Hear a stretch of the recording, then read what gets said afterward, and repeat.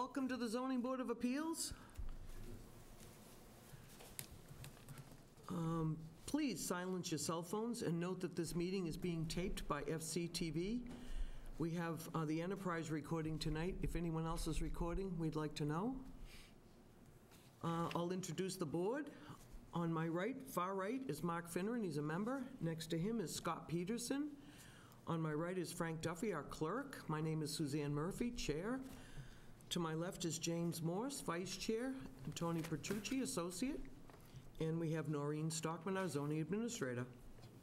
Any person seeking to make a public statement on anything not before the board tonight shall have 2 minutes to speak, and the board will not comment at this time.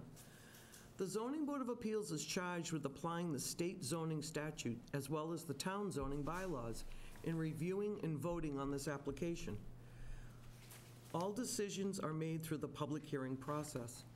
Our goal is to hear testimony from the applicants and the public and to follow and to allow a full and fair discussion of the project prior to the closing of the hearing process and reaching a decision.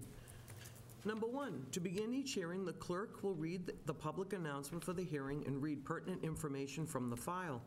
Number two, the applicant or the applicant's representative will then have 15 minutes to make a presentation. Time may be extended by the vote of the board. 3, the board will then question the applicant. 4, next the public will be invited to comment. Public should be limited to 2 minutes and strictly related to the proposal. All members of the public wishing to speak should wait to be recognized by the chair and should come to the podium and talk through the chair. Please state your name and address for the record and speak into the microphone, and it will amplify your voice and record audio for FCTV viewers. And tonight, our first hearing is 39 Mares Pond Drive. Public comment. Oh, public comment first, sorry. Is there anyone, thank you, that would like to have a public comment for the board? Seeing none, thank you. Do we have to open up? We've already opened up Mares Pond. We've already opened, so this is a continuation. So you're Mares Pond? Yes. Yes. Ready? Yes. Thank you, Madam Chairman, members of the board. Good evening. For the record, Attorney Barry R. Crimmins of 909 Washington Street in Stoughton, here on behalf of the applicants, Mark and Kelly Parent, for the property at 39 Mares Pond Drive in East Falmouth. This is an application for the parents to be able to put a front porch on their house, if you recall, where a very small portion on the left corner of the porch encroaches into the front yard setback. Total amount of the encroachment, the total amount of the porch that encroaches into the setback is only about 84 square feet, but it does in fact, encroach into the setback by about 6 feet. Front yard setback in that zone is 25 feet. It encroaches to about 19 feet off of Mares Pond Drive. If you recall, we were here back on May 23rd, and at the end of the discussion by the board, member Attorney Duffy brought up a question as to whether or not this application required a variance as opposed to a so-called Section 6 finding, Section 6 under Chapter 40A of the general laws. I submitted a brief. I had previously submitted a brief with the original application to the board. I then submitted a supplemental brief to the board the other day, and actually I realized I had neglected to include a copy of the case that really is the leading standard for this type of case. The case is referred to as Belalta versus the Zoning Board of Appeals of Brookline. And it basically stands for the proposition that in the situation of pre-existing non-conforming single and two-family dwellings, which really is the crux of Chapter 48, Section 6, when you're dealing with changes to such pre-existing dwellings, pre-existing non-conforming single or two-family dwellings, the standard of review is a finding by this board.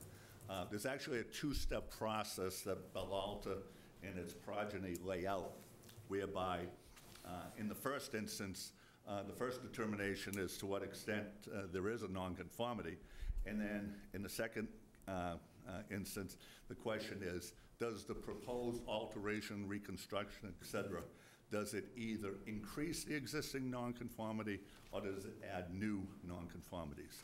If the answer to that question is no, the applicant is actually entitled to a building permit as of right without the question coming to the board.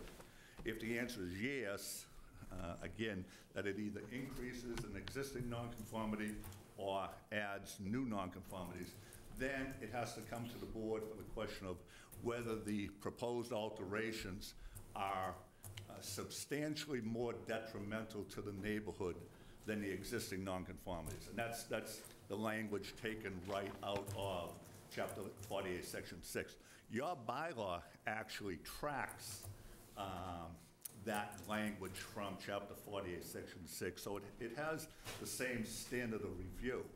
But the question as to is it a variance case, respectfully, the Belalta decision really lays that issue to rest in stating that it's not a variance, but rather it's a determination from this board whether or not the proposed alterations would be substantially more detrimental to the neighborhood. And it goes, I hope the members, and I apologize for my tidiness in getting the case to the members, but I hope you've had an opportunity to review it. It's a fairly recent case, so it's a case that, in my experience going from town to town, not all towns are familiar with. It's a case that was decided by the SJC in 2019. So it's only a 5-year-old case. And the importance of the case is it attempted to resolve an issue that is often very difficult for boards to determine and for building inspectors to determine. One of the things that's difficult is it talks about the fact that the language of Chapter 48, Section 6 is very difficult to apply. It has what's referred to as 2 except clauses. And without getting into all of that, the point being that Belalta attempted to once again establish basically this 3-part test, if you will, that an applicant needs to go through. And once again, if it's not adding new nonconformities or increasing existing ones, an applicant would be entitled to a building permit as of right. If it is adding new ones or increasing existing, then it does come to the board for a determination relative to is it substantially more detrimental to the neighborhood. Certainly applying that standard to the particular facts in this case, I don't think anyone would suggest, considering where the house is located and the nature of the addition being put on and the nature of the nonconformity, I don't think anyone would suggest that it's at all detrimental to the neighborhood, certainly not substantially more detrimental to the neighborhood. So I would suggest to the board that if you apply the rationale of Belalta and the language in the decision to the particular facts in this particular case, the determination should be, or in the first instance, it should be that what is required is a determination from this board relative to substantial detriment. And then I would further suggest to the board that on the facts, I don't think a reasonable interpretation could come to the conclusion that there is any detriment in this particular case. Once again, the nature of the nonconformity with the proposed porch is about 84 square feet on the left corner. The porch goes about 48 feet, the length of the house, and there's only this small area, and so the front left corner that's encroaching into the setback. So with that, Madam Chairman, I'll be happy to answer any questions that the members may have. Okay. Start out with you, Tony. I have no questions, thank you. Jim? The encroachment of 84 square feet, Counselor, what is the total square footage of the proposed deck? It's 48 by 6 feet. 48 by 6. I can do a quick calculation on my phone. I apologize. Sorry, did somebody? Somewhere around Somebody quicker than me. 264 square feet. 48 by 6, 288, I believe. Okay, 288, 264. 264. I'll take So pushing a third of it is into the encumbrance, into the setback? Correct. All right. I mean, looking at the standard for whether or not it is, or, that we're supposed to apply under 24010A, the review standard says the change, alteration, extension, or reconstruction of the structure, or the change, alteration, or extension of the use may be allowed as maintaining or lessening any nonconformity without having to meet existing dimensional requirements. However, the extension of a structure may be considered substantially more detrimental after the Board of Appeals considers whether the extension or alteration extends or creates a new dimensional nonconformity. Isn't that exactly what we're doing, creating a new dimensional nonconformity? We are, but again, the other aspect of Bellalta states that a town's bylaw cannot give fewer protections to an applicant than the state statute does. And the statute says, the standard is not substantially more detrimental. So you're correct. If you were to apply the town's bylaw standard, which is a higher standard, and therefore it's taking away some of the rights that would be allowed under 48 Section 6. But this board still has to make a determination that it is not more detrimental, or is more detrimental if it wishes to deny. Not substantially more detrimental, correct. I did receive your memorandum. Thank you. I just ask in the future that you get to us 7 days in advance, so thank you. Will do, thank you. Mark? I learned something here. It's kind of like double jeopardy almost. But in my view, and the view from the street, and with what the porch is going to add, I mean, this is exactly what porches were traditionally for. The cooling aspect, it's on the shady side of the house. I mean, it's going to offer some energy efficiency. And like I said, I just don't see where anybody's even going to see it. No, the elevation Yeah, is such. I'm that- very familiar with it. Yeah, I've done a lot of yeah. work in there, and personally, I mean, I guess it's pushing the not substantially more, but I mean, I just don't, I think the benefits outweigh the negatives here. That's my opinion anyway, and Thank you. which would be my vote as well. Thank you. I prefer that you didn't have the encroachment, obviously, with a 48-foot deck, but I kind of agree with Mr. Finneran's overview. I don't believe it's more substantially detrimental, so. Frank? Mr. Crimmins, I was the person who put you onto that extra work to submit the supplemental brief, and I want to thank you for doing it. You obviously did quite a bit of work, and I read it, and I also read both cases. I don't think that these cases were exactly on point, but nevertheless, they were instructive to me nonetheless. Me as well. And I'm sure that maybe this particular fact situation has never been ruled on at the Supreme Court, and I don't think we have to bother going up there to get this answered right now. So, I certainly hope not. but I did kind of go maybe off the reservation, and I did read a portion of Professor Bobrowski's book, Land Use Planning, and he does say in there that a conforming structure on a non-conforming lot can be considered as a non-conforming structure for zoning purposes, and then you simply look at as you have alluded to, the question is whether or not the proposed nonconformity is substantially more detrimental, so forth, as set forth in the statute. I also concur that both cases that you sent say a variance isn't necessary, though I think we can simply withdraw that idea and take that off the table. In terms of the detrimental nonconformity or detrimental impact on the neighborhood, I think Mr. Finneran is correct. This is an elevated structure. It's going to be out of sight from the public. I don't see I don't see it's a detriment, so that's my comment. But thank you for your effort. Thank you. I had a couple comments about the plan. Oh, sure. Is there going to be a door, the original, the front plan showing, the whole lot, doesn't show a door in the dining room? It's going to be a slider. There's a door. No, wait. Yeah, come on up, Kelly. Yeah. Thank you. Name and address, please. Kelly Parent, 39 Mayor's Pond. So when he made out the tentative plan, he put a door, there's a window and a door, but there's going to be a slider because it's going to come out onto the porch. Okay, because it shows a door on here. Yes, right now it does, because those were tentative plans until we know that it was going to go through. And then when I went up in the yard today, the other door is going to stay the same? Yes, that's our front door. Okay.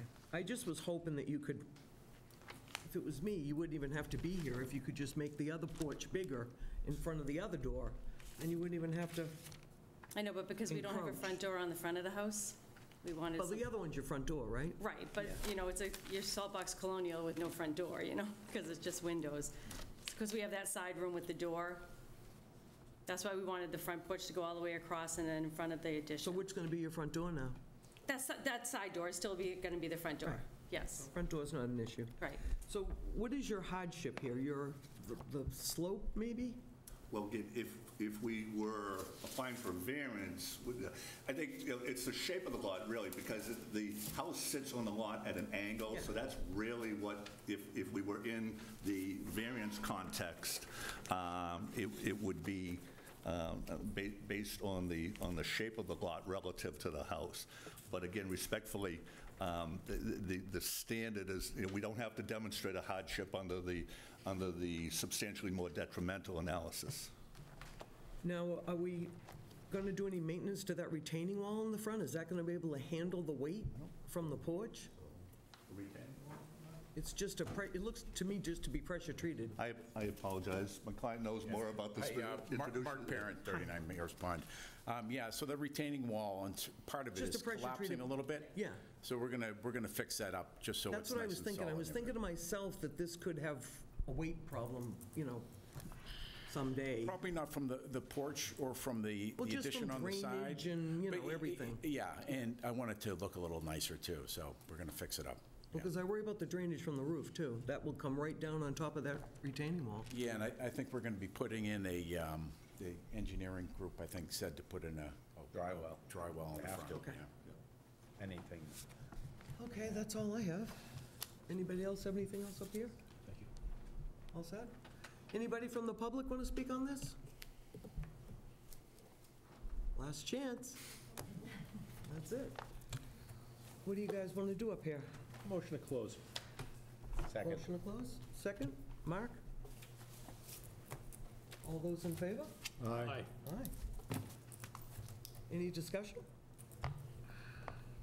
Any other further questions, or not closed? Any discussion? Madam Chair, through you, was any objection offered in the file from abutters? I don't think we had anyone at either hearing, but was there any I opposition don't to the think there file? was in I there. don't recall any. Clerk? No? Okay. Thank you. I'll make a motion to approve the conditions then. I have a second? Second. Okay, we have a motion and a second. All those in favor? Findings. Findings. Findings first. That's you, Frank. Yay. Okay, so where are my notes here? Request is pursuant to 240, Section 10.2A. Applicant seeks to add an addition to the front porch. Location is at 39 Morris Pond Drive in Falmouth, currently sitting in agricultural zone A. Existing lot coverage is 1,350 square feet. What is proposed is 1,750 square feet. There is one previous special permit. It's not currently on sewer. It's not in a historical district. The board makes, it's not a private road, thank you. Board makes a specific finding that what is proposed is not more detrimental. There will be an increase, or excuse me, a dimensional nonconformity into the 25-foot front yard setback of approximately 6 feet. The encroachment would be a total of 84 square feet of a front of a deck. It is not out of keeping with what is in the neighborhood, would not be more detrimental. Applying the standards, there'll be no impact to what is proposed on shade, to views or vistas, nitrogen loading, no effect on affordable housing. What is proposed is acceptable based on the lot size, is suitable for lot use, what is there. There'll be no impact on traffic, no impact on sewage or water, or impact on the supply of affordable housing. And council did submit a memorandum with some legal indicating that a variance was not required, as well as that what is requested is permissible by special permit by a zoning board. AGA, did you get that in there? Ag Zone A, yep, Yeah. on a 16,000 square foot lot. Yeah, where 45 is required. That's, the existing nonconformity is Yeah. lot size, 15,801 square feet. thank you. And the percentages of lot coverage would be allowed by right. Did I miss anything? No, I think, I still had my pile. Looked good. And we'll move on to conditions? I do remember there was a water pipe issue. I think the water pipe went under the front porch. You might want to check the water section. I remember that being in there. I had written it down. They may have to address that. I don't recall that. So I'll move for conditions, Madam Chair. Per plans, per all town board referrals, there was some testimony that there may be some modified plans submitted. If the board is okay, I propose that the zoning administrator be allowed to administratively change those. Standard hours of work. It's on the other section. Here, I'll show you. Anything else, Maureen? I just remember seeing it in there, and it just concerned me. From water. From Matt Lehman is his name. It just said the water pipe went under the front porch. Please be aware that your water service will be under the new front porch and not accessible. I would advise to sleeve the existing water service from the foundation to the location accessible outside the front porch footings in case there is future repair needed. Okay, So let's, do that. yeah, Condition that is, that, Yeah. yeah, they need to do that. yeah. I just remember seeing that. Okay. Through you, Madam Chairman. Yes. Any other conditions?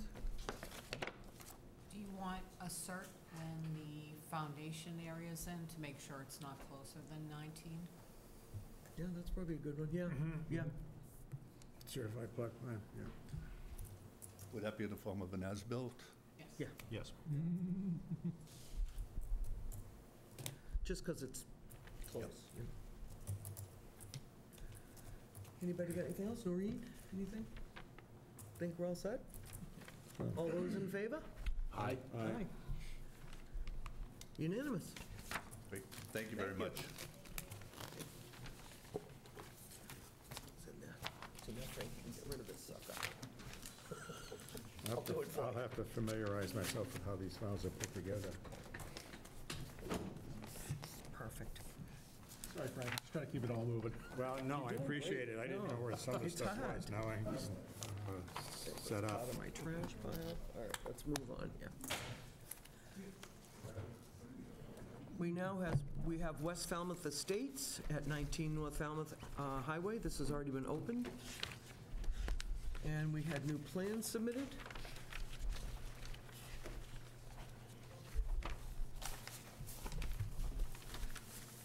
Are you going to read Mrs. Yeah, well, I'll go through the, this is, since the last hearing, we've received the following. We've received a document from Mr. Peterson, Member Peterson, regarding this meeting under the open meeting law. We have an abutters letter, revised site plan, landscape plans. We have an email from Mrs. Littleford, which I will read in just a minute. We have a stormwater report, and we also have a letter from the Buzzards Bay Coalition, which will be in the record, from Phyllis Littleford. We have an email dated July 29, 2024, to whom it may concern. My name is Phyllis Manise Littleford, and my daughter Joy Marie Littleford are the abutters to the proposed housing project located in 19 North Falmouth Highway. We are requesting that the Zoning Board of Appeals review and approve our request to have the developer move the entrance of the proposed driveway 10 feet to the north, thereby giving the developer full access to his entrance on his own property. As noted in this document, making the curve onto my surveyed property would greatly diminish my access to my home and my property and cause many issues in the future. Additionally, I am very concerned with the proposed housing unit 2024, numbers 20 and through 24 in the plan as being so close to my property line. There would be too much density if these are approved, and those homes need to be removed from the proposed plan. That's 2024. Please include my statement as part of the official record and read it at the next zoning board meeting, which I have just done. Sincerely, Phyllis Littleford. Thank you. All set? We did have one other letter that was submitted. Oh, one other letter. Do you want to read the Buzzards Bay Coalition? No, there was also a letter, Okay, there's another one. five-page letter that they had requested to have read into the record. Okay, we have another letter which we received at 4 o'clock today. I haven't had a chance to read it. I don't think anybody at the board has, so we'll read it at the next session of the hearing.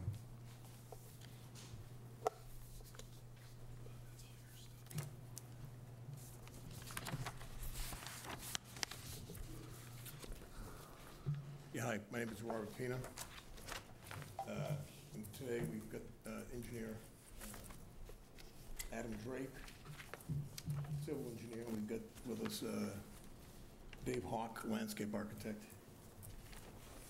also to respond. And I want to make some responses to the letters that have come in, because some of them come in multiple times. I think I should address those, some of the things that they talked about. Based on the letters that they submitted. And so right off the bat, the Phyllis Littleford mentions their setbacks and the property there, and you're going to see that from Adam Drake, is heavily wooded. I mean, you can't even walk through it. I mean, that's around the perimeter of the entire property. So the buffers there are very, very strong. And then on the units, she mentions in one of her letters about the leaching fields and the septic systems. She calls them septic systems, but they're leaching fields behind the septic systems that are the closest. And on that side of the property, that is contiguous to her property, 18 and 16, they all meet Title V setbacks. The two units that she's talking about, well, she's probably, I don't know if she's talking, I think she's talking about all of them. There's about 6 units back there. 4 of them actually leach to, and their apparatus for septic is in front of the house, not behind it. So, and so it meets Title V with room to spare, The plan shows that's right on the plan. So, but 18 and 16, they do have a leaching field. Those are further up. She's got a second lot that she put in recently, I guess a couple years ago. Those do have septic systems in the back, but they meet the standard Title V guideline. There's no exception. As everybody on this board knows, a long time ago when we submitted the application, we submitted a list of exceptions. There was nothing on there for an exception to Title V for septic systems. So it's a standard situation that we find all around town. In terms of blasting, she mentions blasting, and one of the other folks, Vincent, mentions blasting. There will be no blasting. I spoke to Mr. O'Malley over at the fire department, and he gave me the route to follow. I've talked to a couple blasting companies, and people using hydraulic cement. Blasting is a thing of the past, unless you really feel as though that's what you want to do. It's more expensive, and so why would anybody do it? So there really is no need for blasting. When I was a developer down there, down the street, about a half mile south of this, that's what we did. They drilled in the stones. They put whatever chemicals they had to put in there. The rock split. We busted them up. There was no blasting. Had there been blasting, though, we've only been required to deal with any kind of tremors and so on and so forth 250 feet away. They say after that it wouldn't even matter. It wouldn't go beyond 250 feet. Where that moraine is probably about 1,000 feet away from the building they're talking about, maybe even more. And a number of them have talked about it. You cannot see, if you drive on 28 going south, and you go past Route 151 and you look right as you're approaching Thomas Landers Road, that's the back of this property, you cannot see this property. You can't see it at all. It's heavily, heavily wooded. I spoke to the folks, I spoke to one of the families on Wild Harbor Estates, and they said there's no noise that bothers them at all. And their house backs up to that area. There's about 100-foot, I think it's an 85-foot setback. That's all state property. It's really not even a setback. The state owns that property, the Commonwealth of Massachusetts. So we can't encroach on the Commonwealth's property. It's heavily wooded. We can't see through it. She mentions multiple accidents.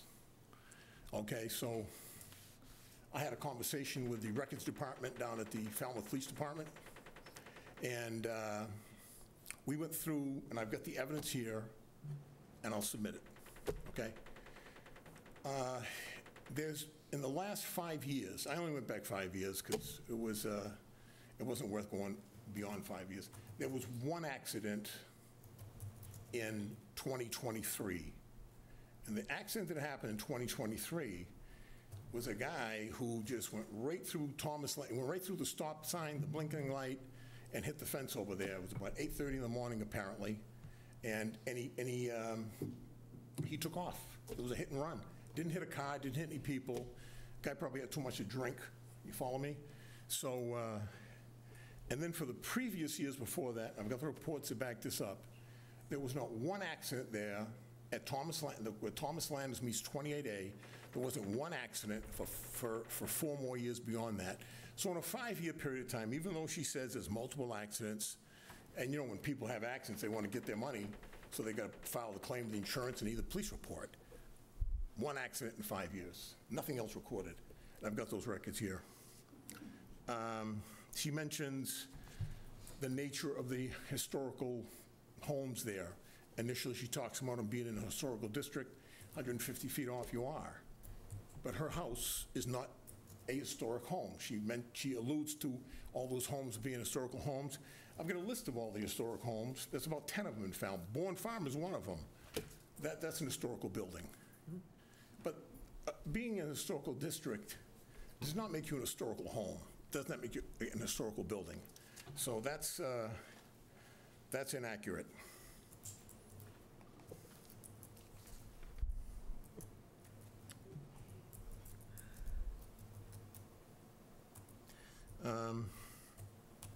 I want to move on to, I want to tell you that I contacted her, Phyllis Littleford. We can tell by the nature of the call. I contacted all the abutters, by the way, 2 months before we even had the first hearing here. And some were wanting to engage, some didn't. And that's the way that it was. But I did make the effort to go talk to everybody. Next, I want to address the Bourne Farm, okay? The Bourne Farm talked about blasting and how it could shake up their house and so on and so forth, so I don't want to be redundant and go through the details of that again, but there is no blasting. Next is the impact that the septic systems could have on Crocker Pond, which is part of Bourne Farm. I want to say, first of all, right off the bat, that they have one bathroom outside their property. In their website, they say that the people that come to the parties there, and they have many of them, they cannot use the bathroom on the inside. So there's one. They do suggest that the people make, in their own infinite wisdom, how many bounce houses they want to bring in. So I've taken the time to spend a little time over there where they've got 150 people with one bathroom, okay? I may have missed one. It could have been somewhere I didn't see it, but they clearly, when you go on their website, they leave it up to the discretion of whoever's renting the place. They have a lot of foot traffic there during the day. People go and enjoy, use that place to do all the walking paths. One of the times when I pulled up, there was a line going into that one bathroom. Now, it was a little bit surprising to me, and I went through this and spent time with the town Board of Health on this. okay? The Bourne Farms bathroom that they got on the outside, doesn't have a denitrification system. They're upland of the pond, about 125 feet. We're almost 600 feet away of that pond. I think 560 or something. They're upland, and it shoots right down. And so not only do they not have a denitrification system, they don't have a Title V system. We couldn't find one. There's been no permit for even a Title V system. And later we'll put up a picture of the building they got there as this bathroom. You know, I was brought up, I'm 74 years old, I'll be 75 in a week.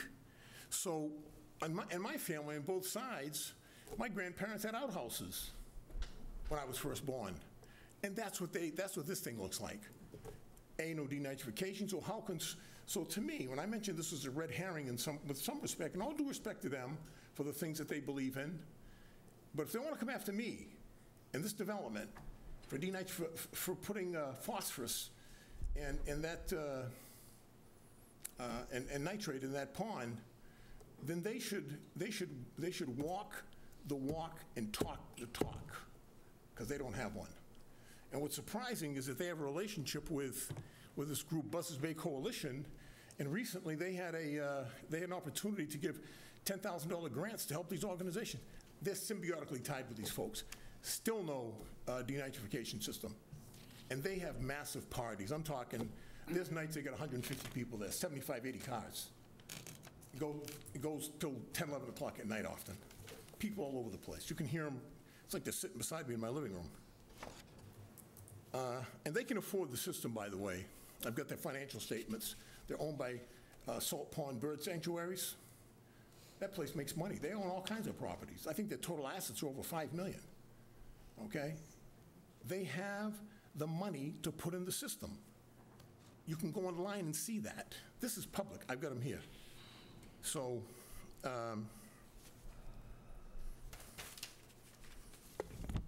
furthermore, Crocker Pond is fresh water. Phosphorus is the main limiting nutrient in fresh water, not nitrogen.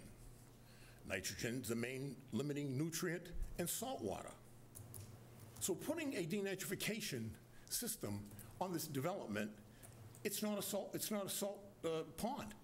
It's a freshwater pond, and there is no mechanism to reduce phosphorus invented yet. That's my understanding after talking to a number of scientists, and including the town of Falmouth. So putting a denitrification system that has no impact on what's going on with that pond.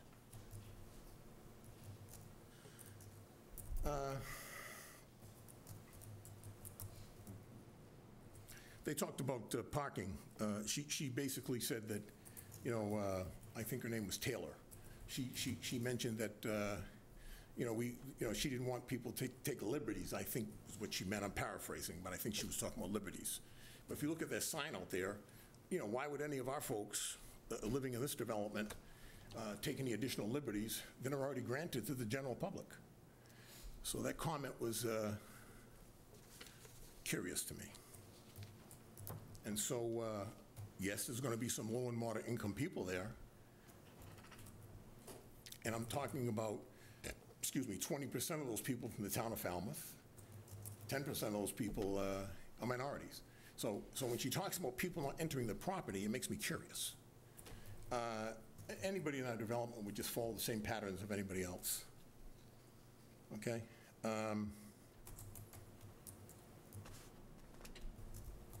We follow the same rules and regulations. So I got to tell you something. I implore and I challenge them to put in that system. After all the things they've written, And by the way, the letters, if you look at the letters, they all have science in those letters, every one of them. And as you know, I'm not a scientist. I'm not a scientist. So, and I don't claim to be a scientist. But I want to make a note that the letters that come in from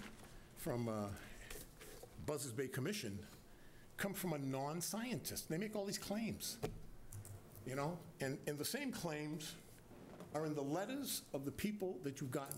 If you look at the middle two paragraphs, you know, I'm not going to call it plagiarism. I wouldn't challenge that, but, because I'd say that they were written by the same person with permission.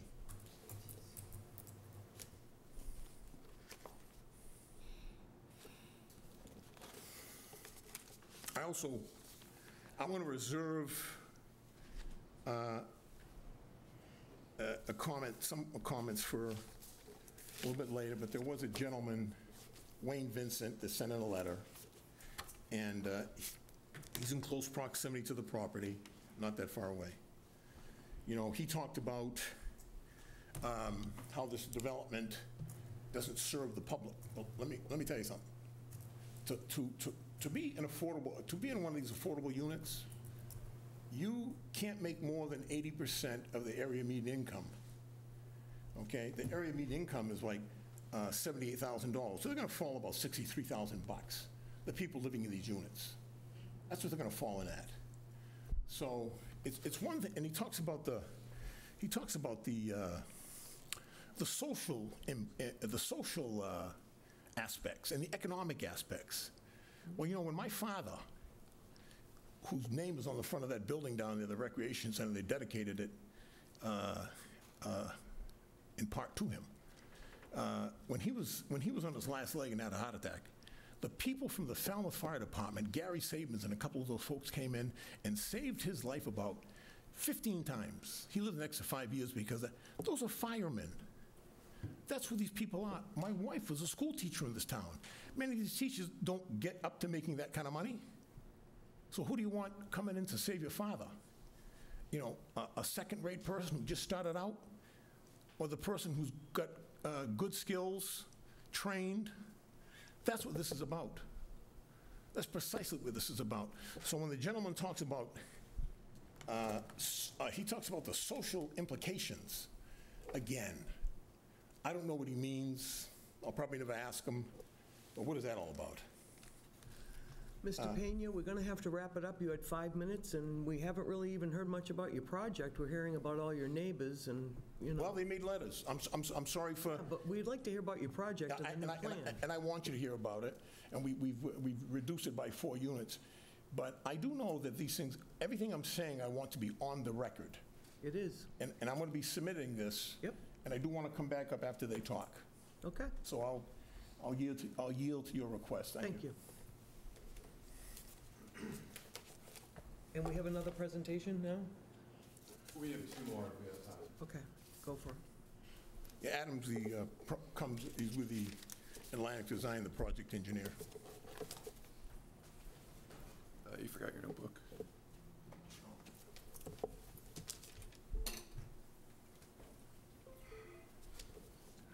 Just pulling up the plans for everyone to see.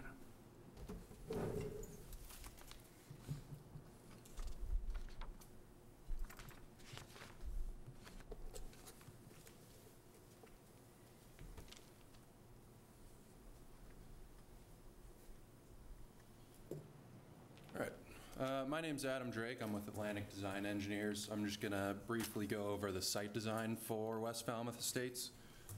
Here you can see an aerial to kind of touch on Mr. Pena's point. You can see it's very densely wooded in the back here where the majority of the houses are.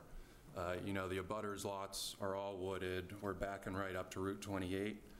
I see their concerns with us being close to the setbacks, but with that being predominantly wooded, I don't think buffers are going to be a huge problem there.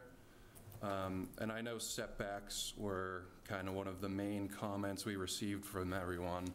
So we've gone and reduced the development by 4 units. By doing that, we were able to increase all of our setbacks. So our rear setbacks went up from a 5-foot minimum to a 10-foot minimum. And throughout, the majority of these are well over a 10-foot minimum. It's really just on this lot 9 here, you know, just geometrically we were restricted and kind of forced to make that corner. I believe it's actually 12 feet from the property line there. And you know, again, that backs up to a heavily wooded area, so I don't see that being a huge problem with the buffers. Another concern with the setbacks was with our grading here. Let me jump down a sheet. With our grading here, there was some concerns brought up that us grading so close to the property line, we could be digging into some roots of trees on neighboring lots, damaging neighbors' trees. So we've brought back that limit of work to about 5 feet. So our limit of clearing will be probably 3 feet from the property line, but no grading will occur within 5 feet of any neighbor's properties. And also by reducing the number of units, we were able to get rid of this retaining wall in the back that had run along Route 28. Now that was, a 20-some foot tall retaining wall. A lot of the neighbors weren't fond of it. I know a lot of the board members had comments regarding it. So we've replaced that with just a 2-to-1 slope. 2-to-1, it's not super steep. It's going to require some erosion control matting, and then it's just covered by 4-inch loam and seeded. And then we have a nice flat area here, could be designated as another green space. It just really opened up the lot. And we do still have some intermittent retaining walls. I don't know if you can see my cursor here, but throughout the site we have retaining walls between some of these buildings. Just the nature of the existing grade, it kind of forced our hand to do stepped lots as we show here. We try to get those as short as possible. I believe the tallest one right now is about 6 feet tall. And where we could, we just did 2-to-1 slopes to avoid that retaining wall. So between 5 and 4 here, we opted for just doing a slope down to the neighboring lot there. So by getting rid of that retaining wall again, we were able to reduce the cut. A lot of concerns and comments were raised at the last meeting about the excessive cut. And obviously at the cul-de-sac, we are still going to be removing a lot of material, but where we had our biggest problems before were right at the base of that retaining wall. So we were able to shave that down a bit. And then again, Mr. Pina had brought up the point about blasting. So with some of these leach fields, you'll see one in this common lot here, and then again in the cul-de-sac, we had received some comments about, feasibility of digging that out. What if it's unsuitable soils? So we haven't conducted any test pits at this moment, but upon final design, we will be conducting those test pits. And if we run into anything unsuitable, common practice is to over dig it and replace it with something like sand, something that infiltrates better. If we hit something like ledge where we really can't get through it, then we would have to go through some redesign, maybe some relocation, but we really don't foresee that happening. And now just to dive a little deeper into the septic design here, we do have still generally the same system. We have our large common lot at the bottom that's serving about half of the units. We have 6 single leach fields on lots, and then we have 2 other common leach fields, one in the cul-de-sac and one at the toe of this slope here. Before, the leach field in the cul-de-sac was, I believe, almost twice that big. Also raised some concerns, I know with you guys and in-house especially, just because of how condensed all the utilities were there. We have water, gas, electric, all right next to our sewer. Technically it works on paper, but constructability-wise it could raise some problems. So we pulled 2 of those units out of there. Reducing units, we were able to get another 2 out of there. So now it's a much more reasonable size. If you go down to the utilities, you can see that we were able to spread out, our utility trench in the center here. And then I'm just going to run back here real quick. Another point with grading, our right-of-way, we have left largely the same as last time. We have our maximum 10% slope. That's between about station 3 and 5 here. That's at a 10% rise, which is in compliance with the Falmouth zoning regulations, or subdivision regulations. And then our driveways, that was another point of concern one of the board members brought up, possibly being too steep. A lot of these, especially, the ones in the back and the ones at the front, are on relatively flat land, so that won't be a problem. Some in the middle are a little steeper, but we still keep it to a maximum of an 8% slope. And then, obviously we have a flat area where they would be parking the car. Then I'm going to come down to the utilities here. So regarding our septic design again, reducing units, we were able to spread things out a bit. Before, some of the buildings were limited by setbacks, so maybe only half of their building would be able to have a basement. Maybe they wouldn't be able to have a basement at all. Now we've been able to get enough separation between the house and the leach field, so all of these units are going to be able to have basements. And then another good point that was brought up by one of the board members at the last meeting was servicing these individual leach fields. So lots 5, 6, 7 here, that was a good point last time. If we have to make a repair, how are we going to get back there? If they're just doing regular pumping, how are they going to get back there? So we have actually removed 4 garages in lots 5, 7, 18, and 16. So now there's going to be 15 feet of clearance for any machinery to get back there in the case we do need to do some sort of repair. For lot 8, we did not remove the garage, but we have a proposed access easement running on the neighboring lot. So if for some reason they do have to repair that leach field, they'll be able to access it from the neighbor's lot and then cut through the backyard there. As far as, routine pumping for that goes, our expectation is just for these pump trucks to run a hose through the back. I believe that's pretty standard practice for some stuff like this.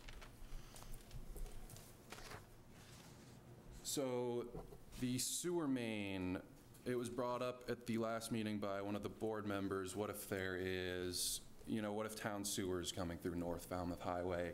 Do we have any plans for tying into that? And if this road is, granted to the town, are they going to be responsible for installing a sewer main there? So to answer that, let me zoom in so you can see this a little better.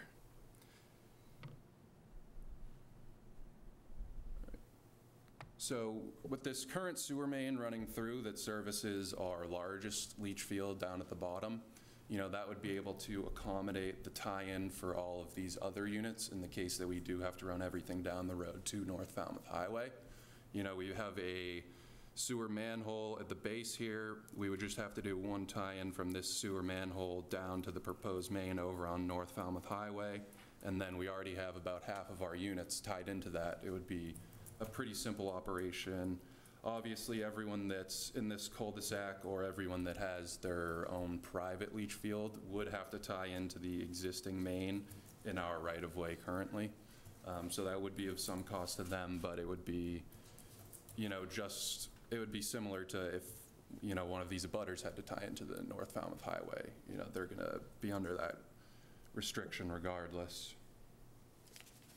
And then the last thing I kind of wanted to touch on was the drainage report. So if you don't mind, I'm going to pull up our watershed plans here. So we have put together a drainage analysis and watershed plans just demonstrating that our drainage basin is sized appropriately and can accommodate any rainfall, or we designed it for a 100-year rainfall event. So this is the pre-development watershed plan. These are the existing conditions. As you can see, it's a very large watershed. We're handling runoff from 5, 6 different abutters. And it's all currently going into this depression in the center of our site right now, or most of it's going into this depression at the center of the site. We do have a portion running off to Route 28, and then we have a fairly large section running off to North Falmouth Highway. So here in our proposed conditions, we have a similar situation. The bulk of our runoff is going to be going down to this drainage basin. We are still going to have a little runoff at Route 28 and then a little bit up at North Falmouth Highway, but you can see that, we're the low spot for all of these abutters. None of these abutters are going to be seeing any of our runoff. We're going to be seeing all of theirs. So our drainage basin here was sized for a 100-year storm with, it's got 1 foot of freeboard, you know, it's compliant with the DEP Stormwater Handbook. And then for our right-of-way here, it's served by a series of double catch basins up and down the roadway. And then they were all get directed into, let me go back to this. They will all get directed into this first defense unit. It's just a secondary treatment for that stormwater runoff. It's designed to handle a certain amount of flow and remove X percentage of pollutants. So if you go into our stormwater analysis that we provided, you can see calculations that are sizing that unit appropriately and calculations showing how much, you know, total suspended solids we're removing, stuff like your total nitrogen, total phosphorus.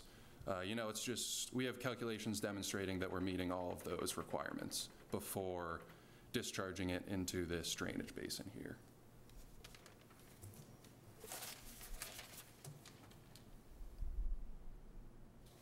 All right, I will hand this off to Dave Hawk, our landscape architect. Yeah.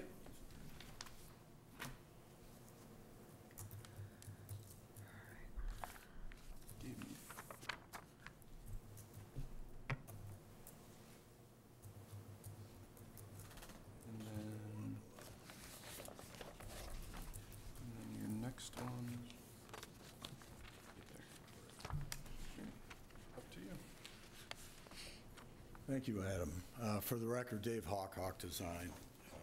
We're working on some landscape. This is the first time that I've been before you.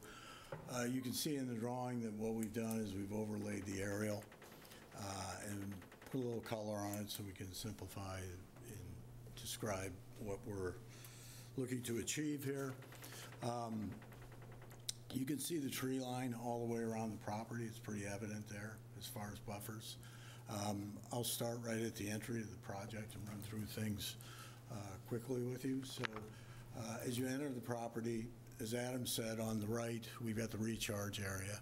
To the left, we've got some open space there.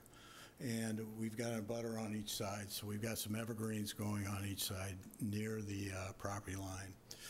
There's also some concern, it's a lawn area, it's on top of the septic system. So we've got a lawn area inbound on the left-hand side as you enter. That obviously is open space, and there was some concern of a barrier there to the road out front, if anybody should happen to go down there and throw a ball or anything like that, any of the residents. So we're showing a rail fence that's shown on the plans. That goes all the way along the frontage of the property and then returns 3 sections into the property on the uphill side. On the other side, that fence runs all the way into the first lot. So on the, I believe it's the south side there, you can see the fence running along and then returning at the end of the recharge area. Again, I think we have 15 evergreen trees. Let me correct that. We have 21 evergreen trees on each side.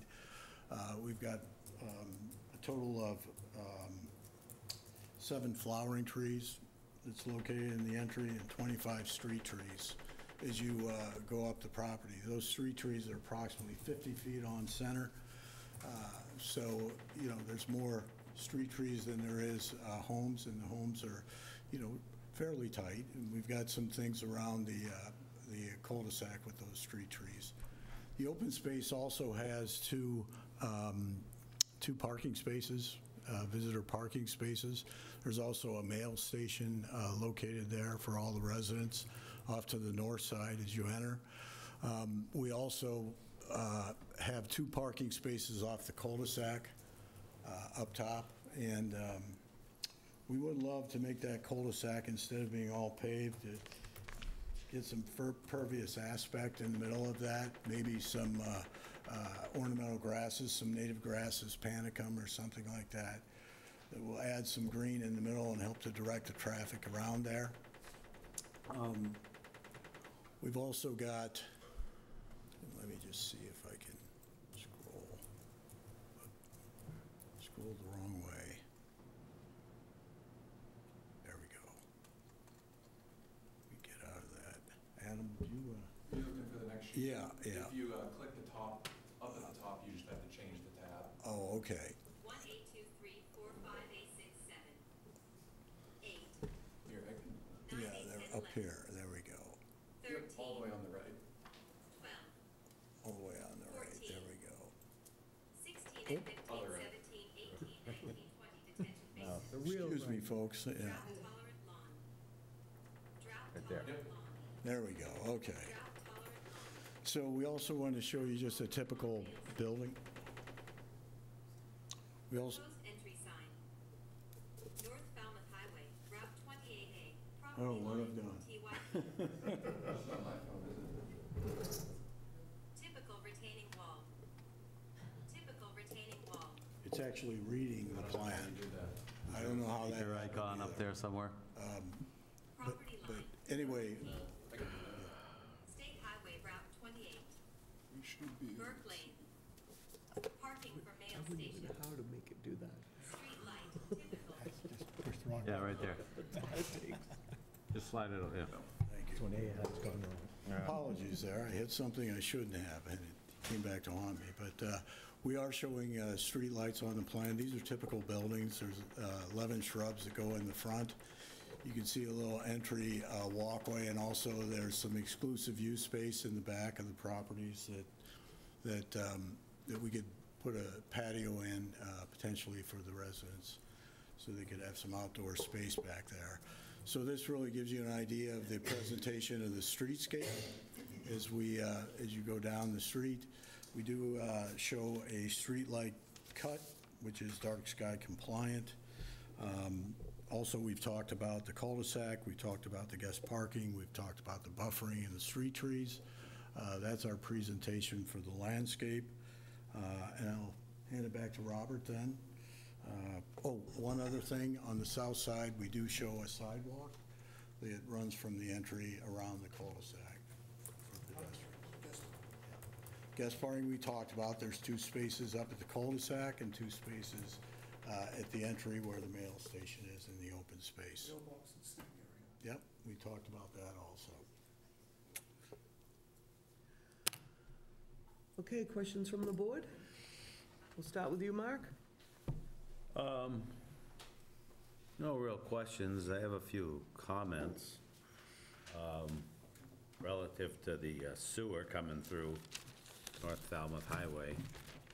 You're probably looking at 50 or 75 years. As far as nitrogen not contributing to problems with freshwater ponds, nitrogen contributes to algae growth. And soon enough, Title V is going to require everyone to have D-nights, and my concern is, especially for the affordable units, I mean, you know, are these people going to be forced to put in a nitrogen system 5 years from now, less than 10 years from now? That's a bit of a concern.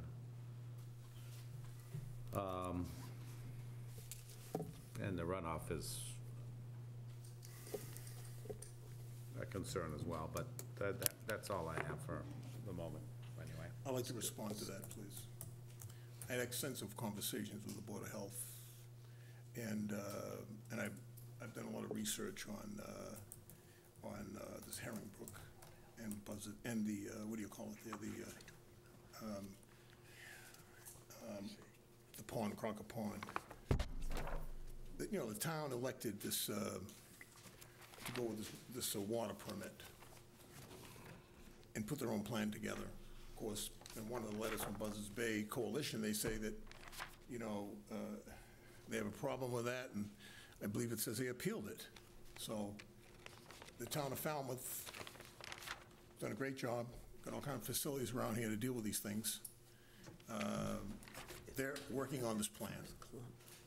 Folks at the Board of Health tell me that as the plan rolls out, they take into consideration several things. The impact that it has on that particular Embayment or that pond. estuary, okay, in the recharge area, and then they look at the total maximum daily loads. Therefore, not everybody in that watershed is going to need a denitrification system.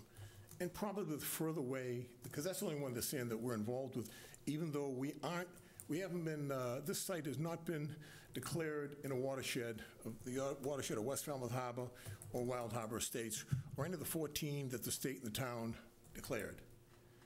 So the Buzzards Bay Coalition did their own study based on what Falmouth came up with. Falmouth responded to their study.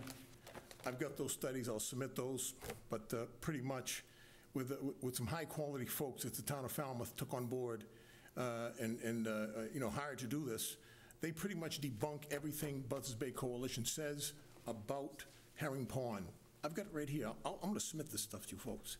So in terms of the septic systems, it's not always, the reason the town took those over, and this is what I'm hearing from the Board of Health and from some folks I talked to and the Water Commission there, water quality thing,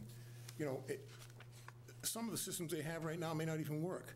And I got to tell you, Buzzards Bay Coalition says, well, listen, they somehow want to play a role that they're disrupting what the town's plan is,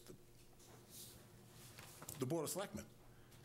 So as I'm doing some of my research, I come across a piece of the Buzzards Bay Coalition website. They got a lot of stuff on their website. You got to dig deep. They got a grant for $10,000 for 20 houses. And I want to submit this to you guys. They also, so how did they distribute the $20,000, the $10,000 per house? They put a plan together similar to the one that the town of Falmouth's doing over a 5-year period of time for where they believe that watersheds are, if you're in that watershed. So, but Buzzards Bay Coalition disagrees with that. They want Falmouth to rush ahead and start nitrogen systems in many houses. But when they got that $200,000, they put their own plan together, cherry-picked where it should go, and that's what the town of Falmouth is doing right now. So, thank you. I can tell you that in this very room, I participated in the wastewater hearings. I mean, they're basically dealing with what's on the east side of town now. The next one is going to be Perch Pond and T-Ticket Path, and then it's going to work up because it's where the population is. But all areas are contributing. The DEP is beginning to mandate, and there's also serious concern with the beds. I think it's 13 and 14 from the wastewater plant. That's why they're looking for an outfall pipe, because there is already enough, some of the science says there's already enough contribution that's going to definitely affect Crocker Pond. There is an argument there. But nitrogen does affect both saltwater ponds and freshwater ponds, the algae growth. And there actually is a method to remove the phosphorus. I mean, it's too simple and nobody can make any money off it. It's called urine diversion, which has about 80% of all the phosphorus and nitrogen in it. And my understanding is that the DEP is going to be requiring these systems all over. Not completely, not everywhere, but in a large portion, especially in Falmouth. And I don't know enough, but I do know that nitrogen does contribute to algae growth in both freshwater and saltwater ponds. I'll look into it further, but I can tell you that even when it does contribute to any recharge, estuary, pond, whatever, it's graded, just like zoning is in this town. We don't have Main Street zoning in certain places. We don't have B3, B2, and B1 in other places.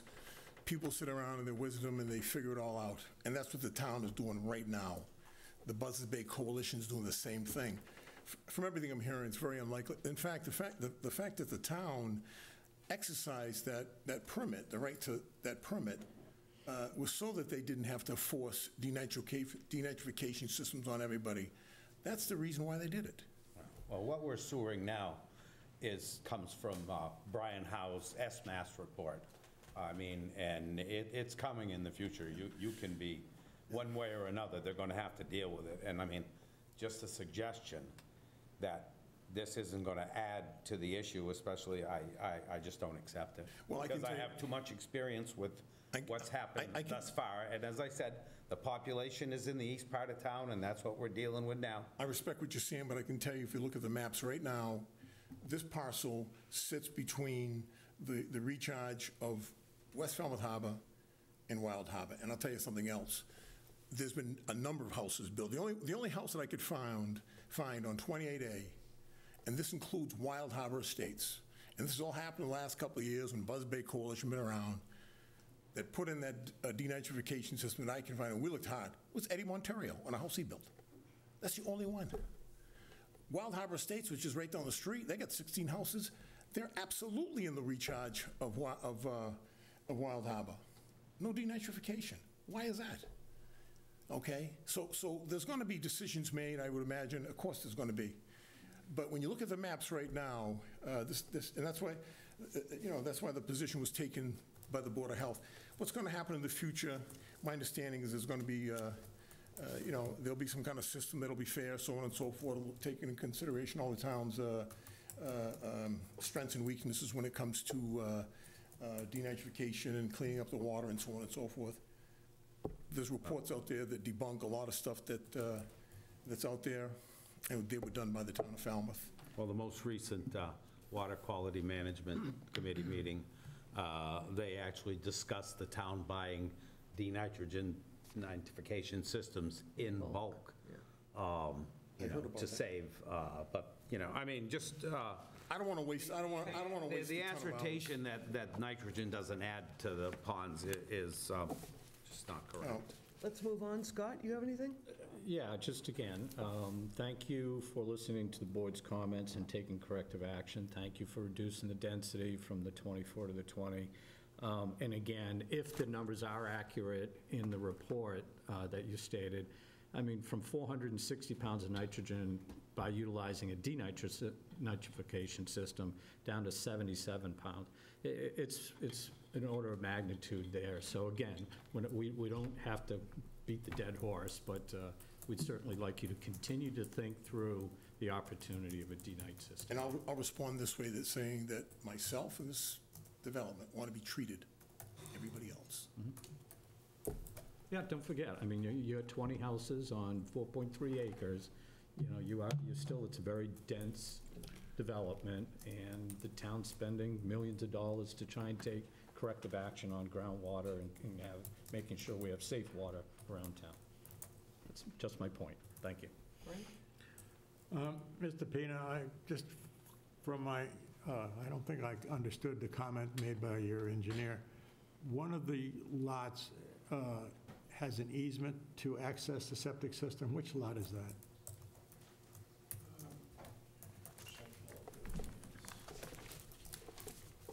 He said 8. No, I thought he said A2, but I wasn't sure. I was wanting to make sure I got the right lot. Yeah. So Lot 7 has the access easement on it, and then Lot 6 is what's going to be served by it. Is the easement shown on that plan? It is, yep. Yeah, it's this dashed line right here. Oh, okay, all right. Yeah, it's on our own, it's All right. only on one of So them. it's lot 6 then is the one. So, but that is not on the, I want to be clear, that's not on our butter as it stands right now with one lot. That's someone who's going to purchase a house and know that there's an easement at the time they purchase it from a lot within West Falmouth Estates, not one of the abutters that. No, I understand that. Yeah, I understand that. That's clear. Right. Early in this hearing, we read a letter from Mrs. Littleford asking that the entrance road be moved 10 feet to the north. Can you comment on that, please, and to what extent can you comply with that? So one of the waivers that we applied for originally when we submitted this was a waiver for relief on the setback from Burke Lane to our access road. I don't remember off the top of my head what that distance is, but we're slightly below it. So what we did to kind of correct that is push our right-of-way as far south is we could possibly push it, to alleviate us being close to that intersection, just per, the town's regulations, we were trying to get as compliant as possible. We have reduced the radius here, and we've trimmed back the sidewalk to end before her property. That was brought up last meeting as well. So we have taken some efforts to reduce the impact to her property. It would be difficult sliding that entire right-of-way, just because then we're going to be encroaching on our leach field here. And as it is now, we're maybe half a foot from the property line to the leach field there, away from being in compliant. So it's a 10-foot requirement, and I think we're 10 and a half or 11 foot right now. So to move that north, we're getting closer to Burke Lane, and we're reducing our leach field there. But your radius is off of her property. Correct. We're not impeding on her property. That's all. Yeah. If you go perpendicular from the property line to the right-of-way, we're on our side. And I can tell you right off the bat, somehow we're cousins. I don't know how, I'm sure we are, because I think my father and them told me that, but, this little thing going on, I can tell you that I'm not going to be sharing my mother's JAG recipe with her at this point until this thing gets done. So, let's continue on.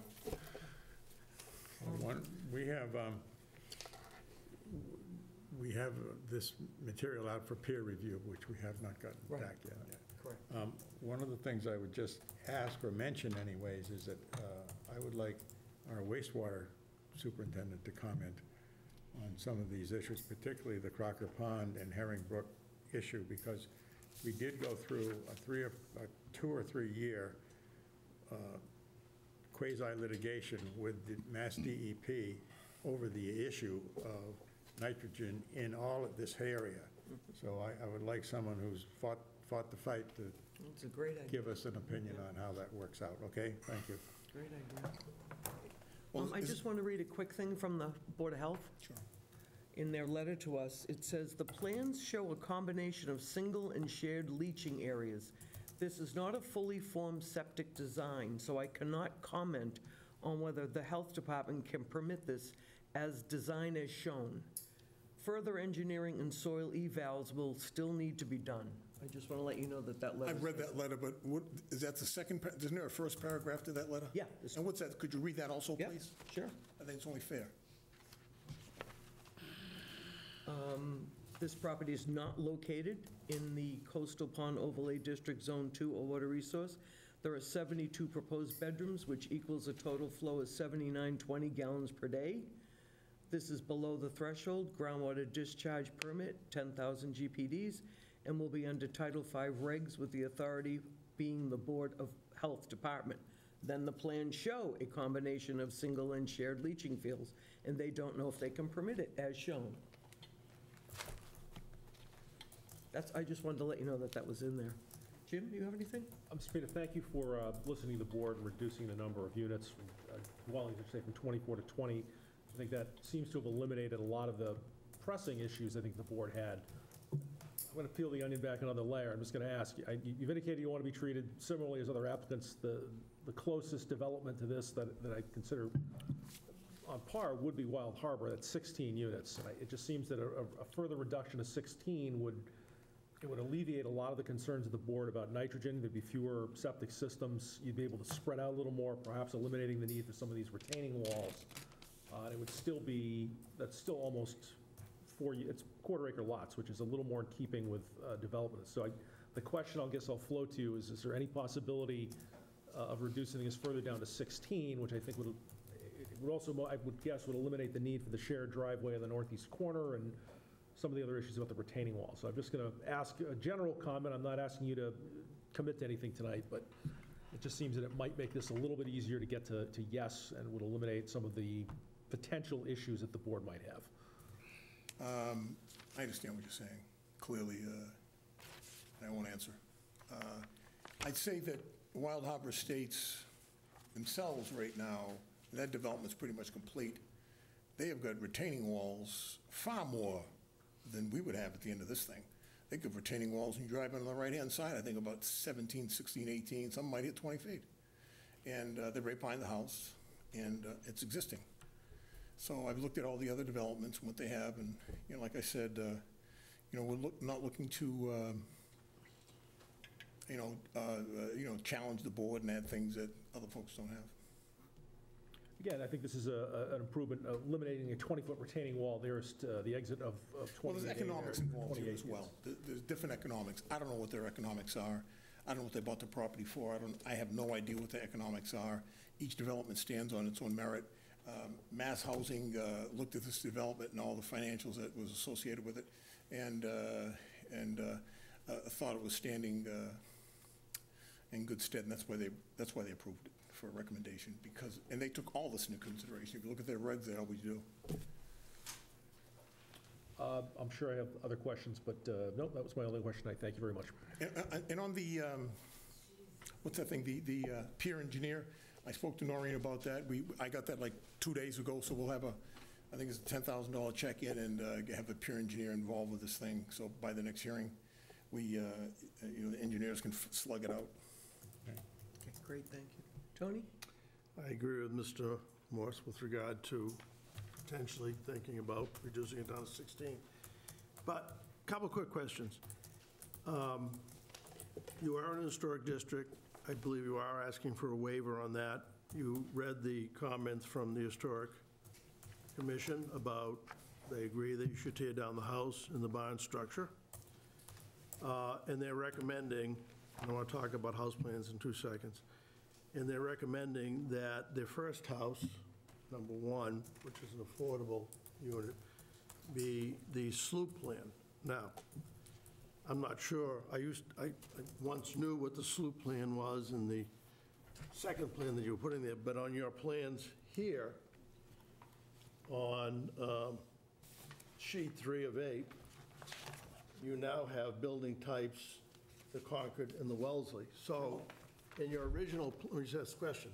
In your original plan, a book, you've got I think it's the schooner and the sloop. Have you changed those? No, they were changed to the schooner and sloop from the Wellesley and the Concord. So the Wellesley and Concord, as it's shown on this plan, Those would don't, be incorrect. yeah, those don't exist Okay, anymore. so you have to correct those. Yeah. All right. Your plan, can you show us on that plan where you show the 150-foot historic setback? Historic district setback? And I'd like the engineer Mr. Drake, to stand up and show us that. Yeah. I just want to say something first before he does that, and if he can do it, he can. If he can't, he can't. I contacted the Historical Districts Commission quite a while ago. I'm talking 6, 7. In fact, they were the first group I contacted. Their comment to me was, we have no purview over your development because there's no... No, we do. Yeah, correct. And so they said to me, but I contacted them a couple of times. I did a development and owned property on 28A prior to this, and I've dealt with the Historical Districts Commission many times. I've been to about 30 of their meetings. So they told me that, they wouldn't have any input. So for them, I saw their letter, and frankly, it was, I was surprised. I mean, they told me no, then here we are, we've got plans, everything's set up, and they come 6 months later with a response. And the response could cost thousands of dollars. Is that fair? I ask you. Let's not get into what's fair and not fair at the moment. What I'm asking you is, they've made a recommendation. They're recommending that the first house that you do tear down the existing house and barn. I'm sure you're going to do that. That's not the issue.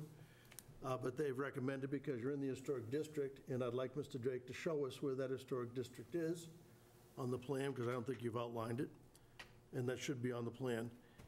But are you willing to at least accommodate this community, because it is an historic district, by putting in what they've recommended, and that would be the sloop? I won't answer any of those kinds of questions here today. I mean, those kinds of responses to those things take a lot of thought. These plans have been in development for quite some time. There's lots of contingencies on plans like this, so for me to stand here and say, boom, I'm not at liberty to do that. And that's your prerogative to do that. Mr. Drake? I'm not saying I won't consider whatever anybody brings up. Well, I mean, appreciate- look, we considered things and dropped down 4 units. This board appreciates that. I'm not saying that, but what I am saying is I don't want to be, I guess, I don't want to be challenged or tested what we'll do. We'll take things into consideration, just like you guys. and we'll Well, go from there. understand that I will continue to push that. Yeah. Now, Mr. Drake, if you don't mind, can you show me the 150-foot? I would love to.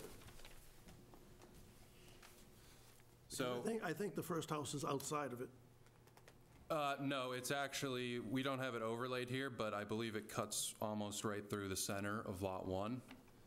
The problem of switching this building profile to one of the less narrow profiles is, we're limited in the width of each of these lots. And, we really don't have the room here to accommodate putting in one of those wider buildings. If it was something that was really forced, sure, we could shuffle these buildings around and figure something out, but practically, it just doesn't work for us to switch that building profile. I'm not sure why they think that the sloop is more historically accurate than the schooner. Is that the schooner that's showing up there now? That's a slope. This is the sloop. Yeah. Okay, so then it already is So the answer proposed. to my question is, you will put the sloop there? So the sloop is already there. I'm sorry, what you were talking about with the Wellesley and the Concord was my mistake. We still have these labeled. So, as- Mr. Beatty, you've already considered this, and you put the sloop there? It's always been. Okay, great. I appreciate, no, I do. Listen, I'll take credit for that. Now, and I'm sure you will. We have a lot of, I'll absolutely take credit for that. There's no we have a question lot about of that. questions, and I just, if you don't mind, I just want to ask the really critical questions come up several times tonight. And I have to ask Mr. Drake, everybody in this town is very, very concerned about nitrogen loading. And this property is 2,100 feet south of an overlay district and 1,080 feet north of an overlay district, roughly. I mean, it's hard to measure on these GIS maps. And roughly, and then I think it's about 1,800 feet from Herring Brook, which was brought up by Buzzards Bay. And roughly 1.7 miles to the ocean from there. So my question to you, Mr. Drake, is have you done any subsurface investigations? I think I heard you earlier say you have not yet, for septic. What are the ground gradients and where are they flowing to right now? Come on up. I don't have our drainage report loaded up here, but I can't tell you exactly where all of the groundwater is flowing. Is this going to be impacting X, Y, or Z watershed? Typically for a project like this, we refer to the DEP nitrogen-sensitive areas, and this is, as you just said, it's not one of those. So we typically wouldn't even consider putting in a denitrification system. But if you're concerned about what's under our existing soil or what our soil is consisted of at the moment, you can go to the last section of our appendices in the drainage report, and it'll list you soil types. These are based off of a web soil survey. And the front portion, I can actually go to our watershed plan for you. The front portion of our lot is classified as Carver Loamy coarse sand, and the rear portion of our lot is classified as a Plymouth Barnstable complex, which is hilly and bouldery. Does that answer your question? No, because I'm not an engineer, but what I'd like to have you say to me is that you understand where the water flow is going towards these areas. Now, they're not in the nitrogen-sensitive area Correct. today. Correct. Current maps, They might be at some point in time. Hopefully, we'll have some folks in here that will help us understand that a little bit better. Sure. Engineers and some department heads, if we can get them here. So, but from your perspective, are we going, or is the applicant going to be able to keep this on-site? Or is it going to migrate off-site into the Herring Pond area, Crocker Pond, and it is Wing Pond? Our purview, or the extent that we look, is really related to stormwater runoff. So if we're not in one of those already classified zones, we wouldn't investigate further to see, where is our groundwater going. If it's in one of those more sensitive zones, then we might be pressed to do more research into it. Well, what if we asked you to be more sensitive to this? I mean, we all live in this town. If you asked us to do more investigation into it? Well, we'll have to ask the applicant if he will do that. But I appreciate, thank you for going through that. Sure. Hopefully, we'll have some of our own experts tell us a little bit more about this. With regard to IA systems on this, I know that the Board of Health is not got a set of plans that are ready for them to look at carefully enough to give any permits at this point in time. This is just preliminary. Right. But do these sites have room for IA systems? Because they will require that of you, probably. Well, yes. they'll require that of you. Again, that's not a question that, you got to analyze that. I mean, engineers, they got a whole 20 down in that office. Well, you spent a lot of time with the Board of Health, and I believe that the Board of Health looks at that and the potential need for that. Hopefully, the Board of Health will let us know that. I've spent a lot of time with every board. Okay. And I also want to say that, and I want to say this. I understand that nitrogen's a problem, but so is an affordable housing. This town, in my opinion, has got one of the worst situations on Cape Cod and off the Cape for affordable housing.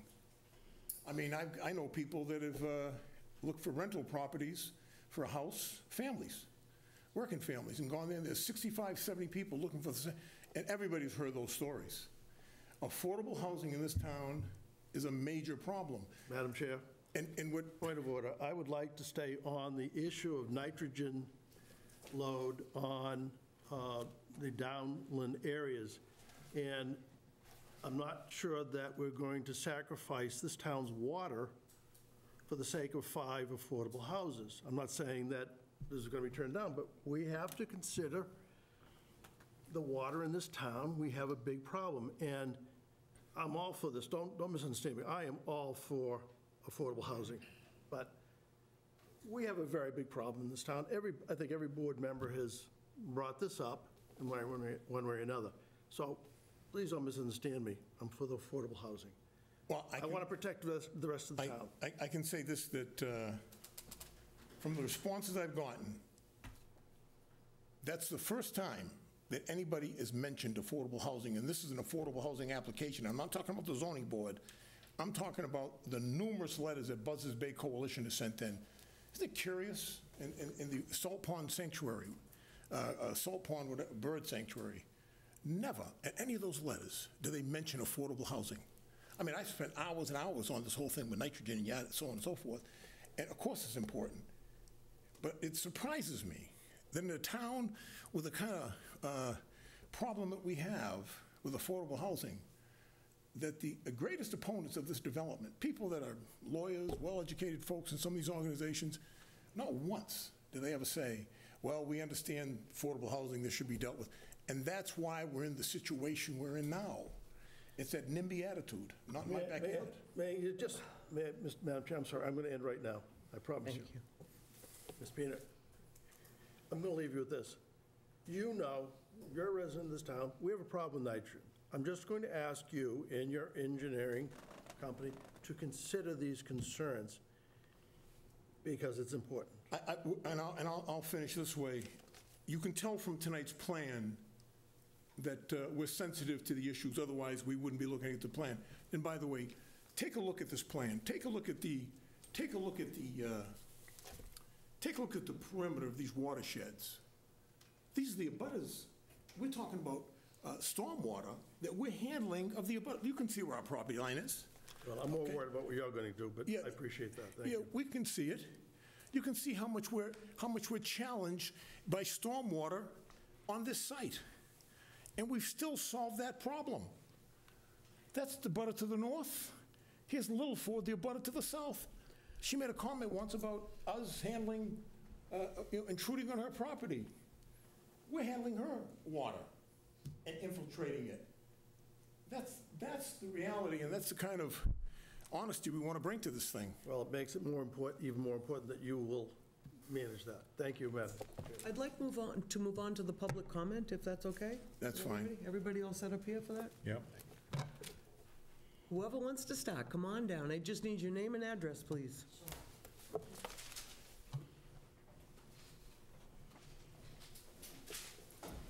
My name's Catherine Taylor, and I am the Executive Director of Salt Pond Areas Bird Sanctuaries, and I live in West Falmouth. I'd like to start with some falsehoods. So, I believe we're considered an abutter. We were not contacted. One phone call was made about lost glasses when the property was walked. So that's one falsehood. Second falsehood, the one bathroom is locked at all times, except when there is a private function, which the function and rentals have been approved by the town of Falmouth. Bonnie O'Neill did a big file on it, and we had a hearing, and that file is in town hall. That, every rental, that bathroom's locked at all times. There's never been a line. The public can never use, that are going for a walk, use that bathroom. All of that was not true. And every wedding has to rent a contained porta potty for the events at Bourne Farm, which there are 12 of a year. So we're comparing complete apples to oranges. 12 times there's an event using one bathroom versus 20 homes with, I'm assuming, multiple flushes per day, 365 days per year. So none of that, to me, is a comparison, but I would like it known for the record, as a private, nonprofit conservation group, we very much care about conservation and the environment. Obviously, we would put in a denitrification system when the time comes that this area needs to have them, happily. That bathroom is very rarely used. No lines at it. So moving along to the issue, I really loved seeing tonight less density and the reduction in units. I think that was terrific. I'd love to see more, as it was brought up. We did, care a lot about preserving nature, and we do still care, and I think the town has grappled with this problem of housing. However, I have a couple questions about affordable housing, and before I get to that part, I'd like to just, one more falsehood. What was said at the last hearing is that in the file, I found documentation when they were considering, the applicant was considering the plan, that the recreation space that Salt Pond's property, which is private, nonprofit conservation land that is open to the public, would be used for recreational, could be used. And I was just making a comment that we're not here for a private developer's use to circumvent or get a variance or any thing for a development. That's not what we're here for, and that was what my comment was. There is no problem with people in the community using our properties. Obviously, they're open during daylight hours for visiting. So that was another thing I just wanted to clarify. But as far as affordable housing, so Salt Pond Areas Bird Sanctuaries is a conservation group. We're not a housing group. We do, however, have affordable housing units on our property. Didn't write things about affordable housing because that's not really what our mission is. But if we really care this much about affordable housing, why isn't every one of these units affordable? That's my question. And say this developer or any developer starts to move forward with a project that's been approved by the state and Mass Housing, and it's a 40B, and then down the road decides they don't want to have any of them be affordable. Is there some type of protection in that? Because I've heard that that has happened before in Falmouth, that a developer has decided down the road, this was years ago, that they didn't want any units to be affordable, and they were allowed to get out of having affordable units. So, and my last comment is, I really hope that the setback that the Historical Commission asked for in this area, again, Bourne Farm, it's on the National Register of Historic Places.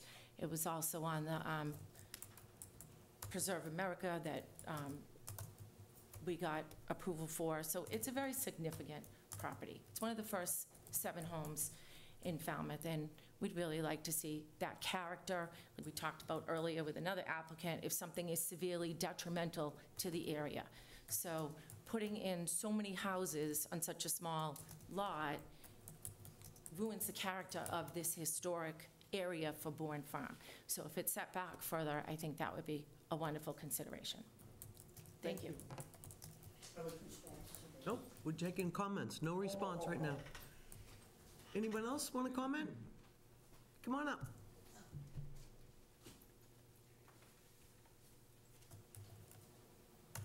Good evening. My name is Phyllis Littleford. I live at 15 North Falmouth Highway. I am the abutter to 19 North Falmouth Highway. I would like to make one correction on the letter that I sent in. In the subject line, I put North Falmouth. It should be West Falmouth, just to correct that. In the developer's original 200-page document, and I sent a comment in on that, there was mention of blasting. That's why I had that notation in my first letter. However, I did not have any knowledge of not blasting. I wouldn't make that up.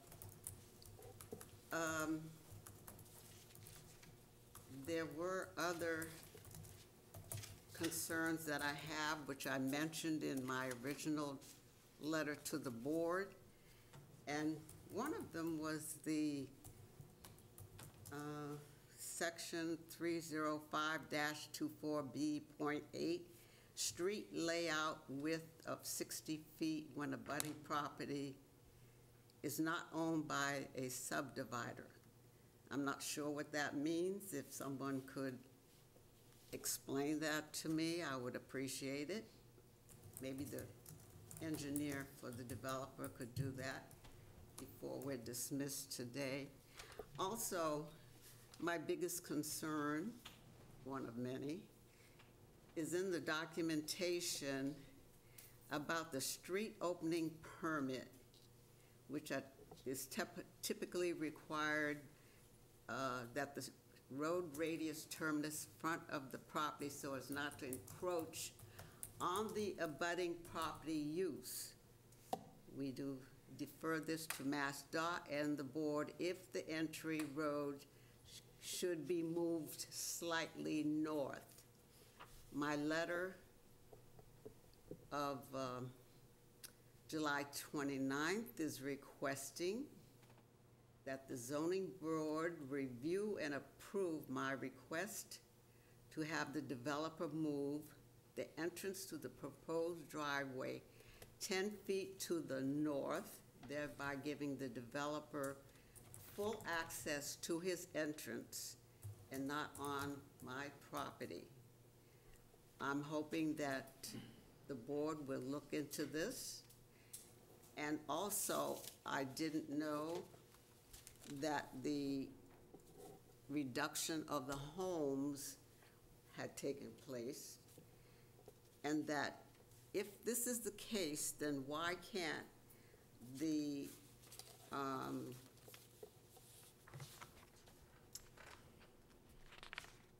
entrance to that, in the diagram of to the development, which specifically states potentially limits use of 15 North Falmouth Highway. This must be looked into and reviewed. I'm not sure if a peer group has been asked to do this or not, but I still want to have my surveyed property line intact. I do not want part of that entrance to curve onto my property. And since the developer has reduced the number of homes that they project to build, then I'm asking that they move 10 feet north off of my property.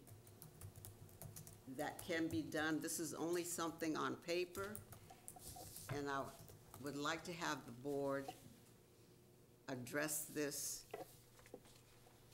and perhaps the peer group that's being proposed to look at different waivers and what have you, look into the specific request that I'm making.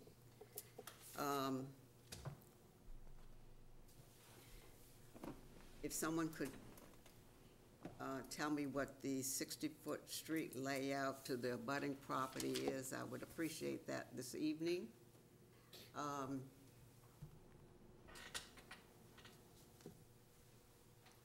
With this many homes being built, are they going to have a homeowners association? Has anybody thought about that? And the waivers on fees, I just cannot believe that someone who would develop a home or homes would ask for waivers of fees for permitting, water, and numerous items. When these homes are going to be sold, I haven't seen a home yet in West Falmouth, North Falmouth, below $900,000.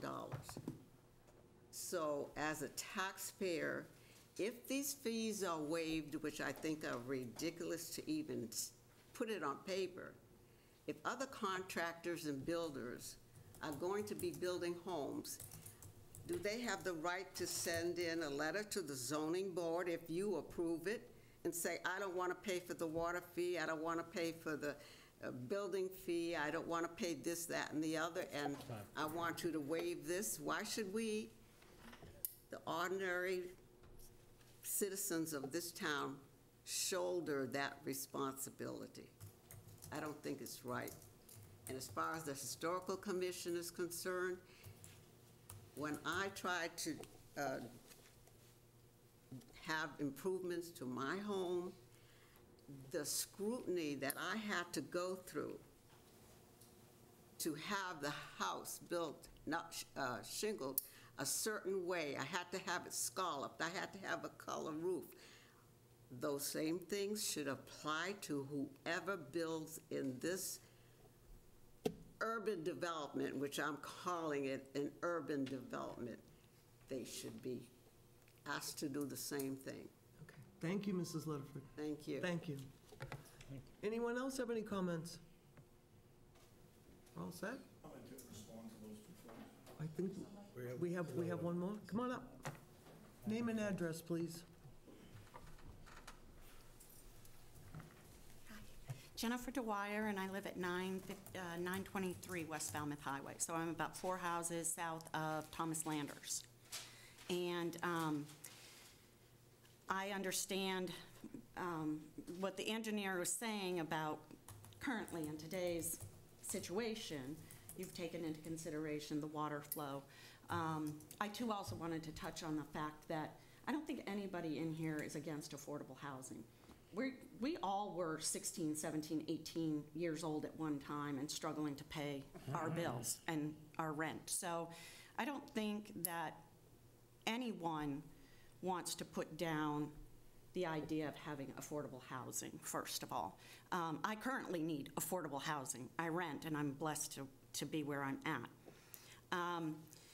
But we know we live in a place where we have set boundaries. The Atlantic Ocean has set the boundaries that we have for whatever we are doing with this lot of land that we call Cape Cod.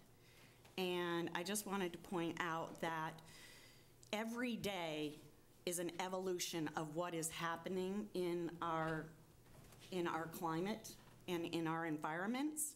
I'm not an expert on nitrogen, but I have been watching the weather, and I see that up in Vermont, an unpredictable amount of rain that cannot be controlled is creating liquefaction under roads and causing streets to crumble because the sand that supports the roads, the dirt that supports the roads, is getting hit with a deluge of water. We have had heavy rains here, and we will continue to have heavy rains. And as hurricanes come through, as the water temperature continues to warm up, we are going to continue with heavier and heavier rains.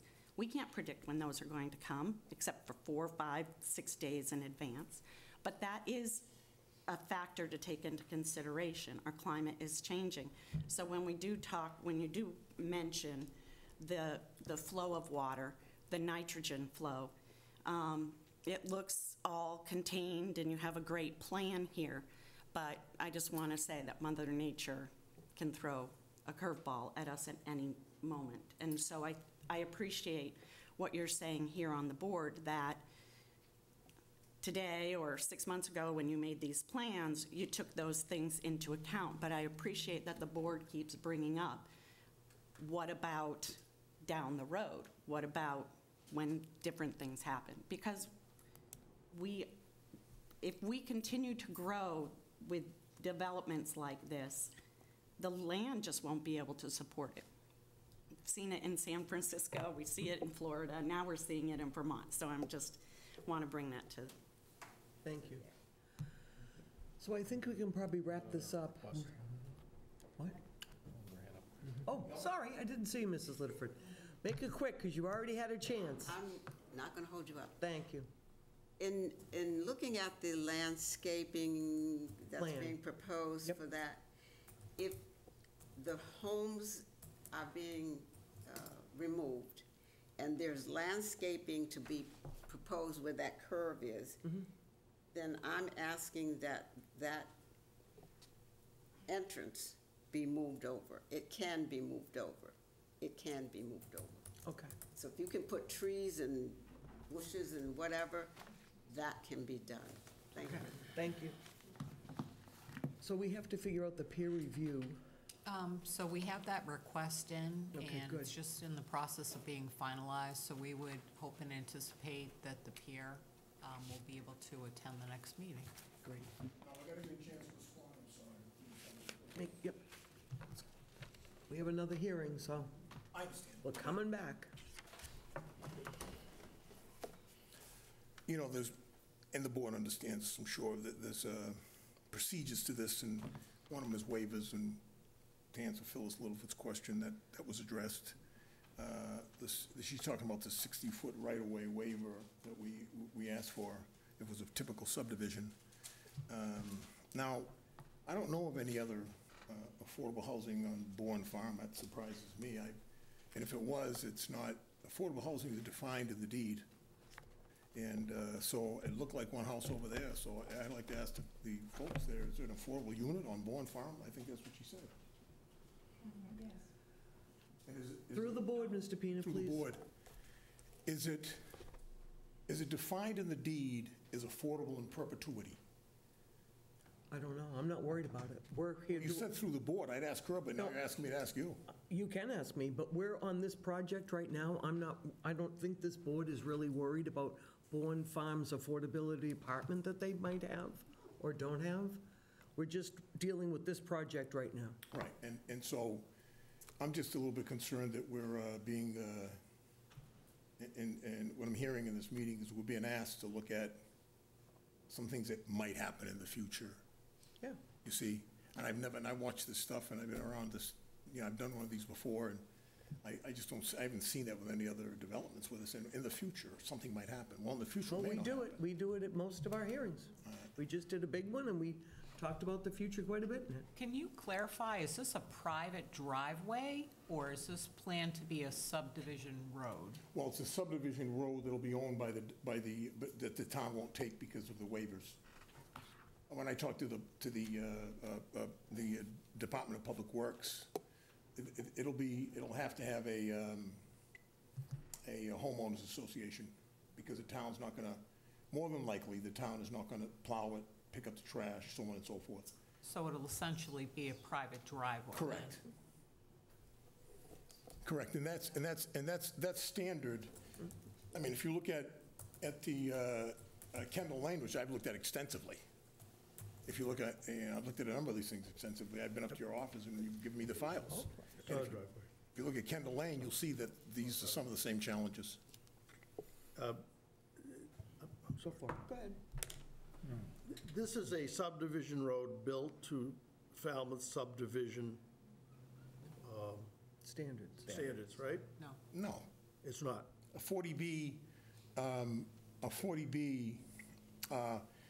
it's very similar. You guys just approved a 40B, I believe that's agricultural property, in 300 units there. And you got some on Main Street.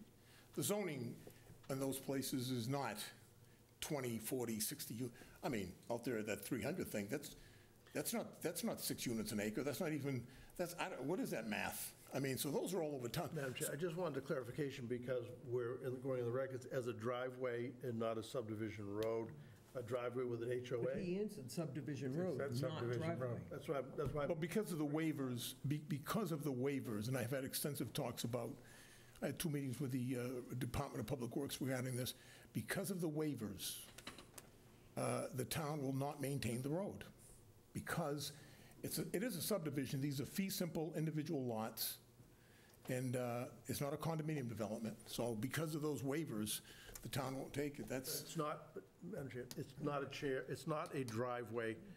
It's a subdivision road. It's a subdivision road. I don't want to go into the record as a driveway, as a private driveway. Right. It's just going to be a roadway that is managed and maintained by an HOA. Yeah. Correct. Okay, that's all. Per the Department of Public Works at this time. That's all. Thank you. So what's our date, Noreen?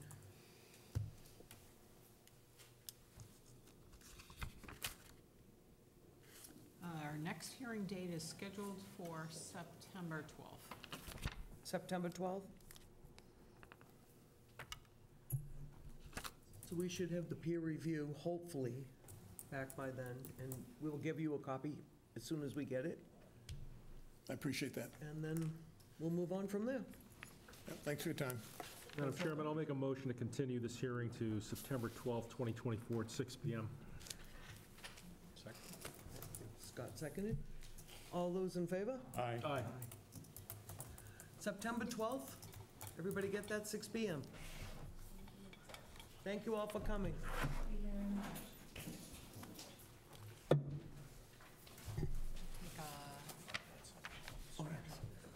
We're going to take a 5-minute break. Thank you. Applicant, when we met last time, there were several comments that were made and concerns that were expressed. One thing I want to say right up front, though, is we will be amending the application because we did have a meeting with the Falmouth Affordable Housing Fund yesterday. Oh.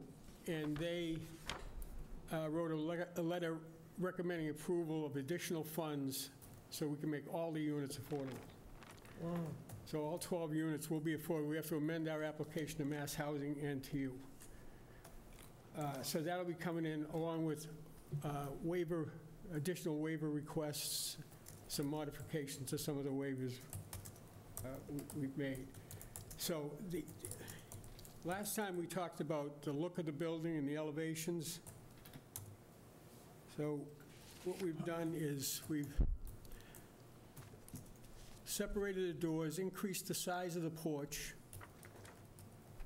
and added shutters, if they weren't already on there before, and showed it with landscaping where we placed the building numbers and unit numbers, and added some color. And I hope you'll agree they look better. Doesn't look like the basic. Doesn't look like a barracks. Yes, it doesn't. Okay, so that's going to be our final building elevations are going to come through like that. Those may be the final colors, too.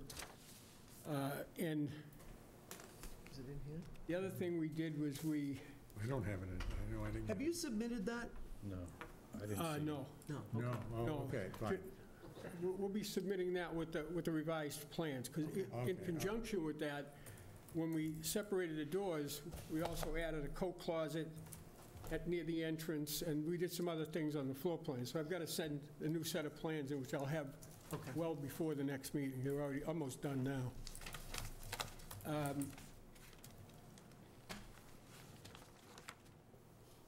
Also, on the landscape plan,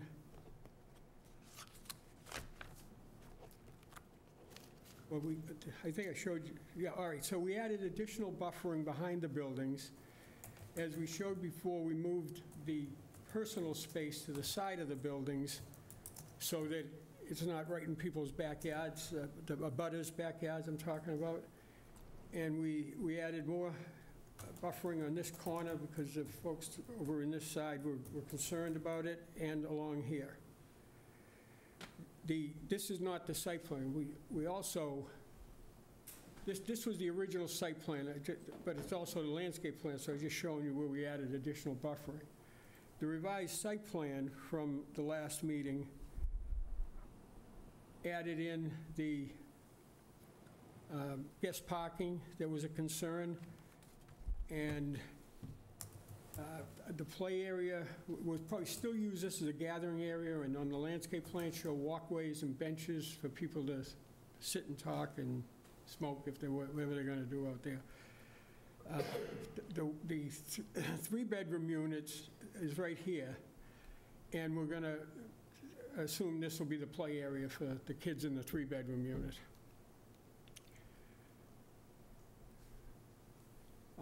Some of the comments, we had the peer review engineer who is here tonight, Matt Cody, they made some comments to our plans. We got his comments yesterday, so we haven't had a chance to address them. They asked us to do some additional waivers. They questioned the landscape plan, which we develop as we meet with the butters and submit a landscape plan, which we know is required. It mentioned something about a lighting plan. We've never been asked for a lighting plan before. What we've done is just agree to go with dark sky compliant fixtures, and in this case, the lights are on the side of the house, not in the back. So I'm hoping we don't have to submit a full lighting plan. But what I'd like to do is not waste a lot of time talking about engineering review issues until our engineers have had a chance to review the peer review's comments, and at the next meeting, we will have everything worked out with them. So on that, I'll go to the board for questions. Not much we can do without the new plan, I guess. Does anybody have questions for him? I mean, there's not really much we can ask. I don't know. You have one? Go for it. So you're going to be coming back with a whole new set of, a whole new site plan? No, not a whole new site plan. We made this change to add this guest parking. It really doesn't That's change. let me clarify. Showing the guest parking. Yes. As it will be integrated with the landscaping and all of that. You're going to come back with elevations, basically showing what you showed us tonight. You alluded to this is probably the way it's going to look, and maybe even the colors. Now, would it be too much of an imposition for you, because I saw that you put, I looked at the columns, and you know from last time I was very concerned about the way something looked on another one of your projects. Would it be too much of an imposition for you to at least mark out what the exterior materials would be, the fact that you'll wrap those 4x4 columns on the porch as shown, basically what you're showing? Would it be, can we ask for that to be done? No, that would be a very reasonable request, and we will comply with that. Just so they become part of the plan? Yes. I appreciate that, thank you Yeah, very much. roof siding, trim, all that'll be spelled out. Thank you. And you can show like benches on there in the mail, and is snow removal on there? No, that's one of the comments in the engineering plan, Yeah, so he did we'll address that before the next meeting with, and hopefully, by the next time we get here, Matt will be able to stand up and say, they've complied with all I'm satisfied with their comments. That's our goal for the next meeting. We'd hope that, too. Pardon me? We would hope the same. Yeah. Well, we're going to get there sooner or later, that's where we have to go, so. That's right. No, I think this is a very nice and appreciated change, and I think my comments or questions are really going to come when, once peer engineer and all the updated waivers have been requested, so thank you. Yeah.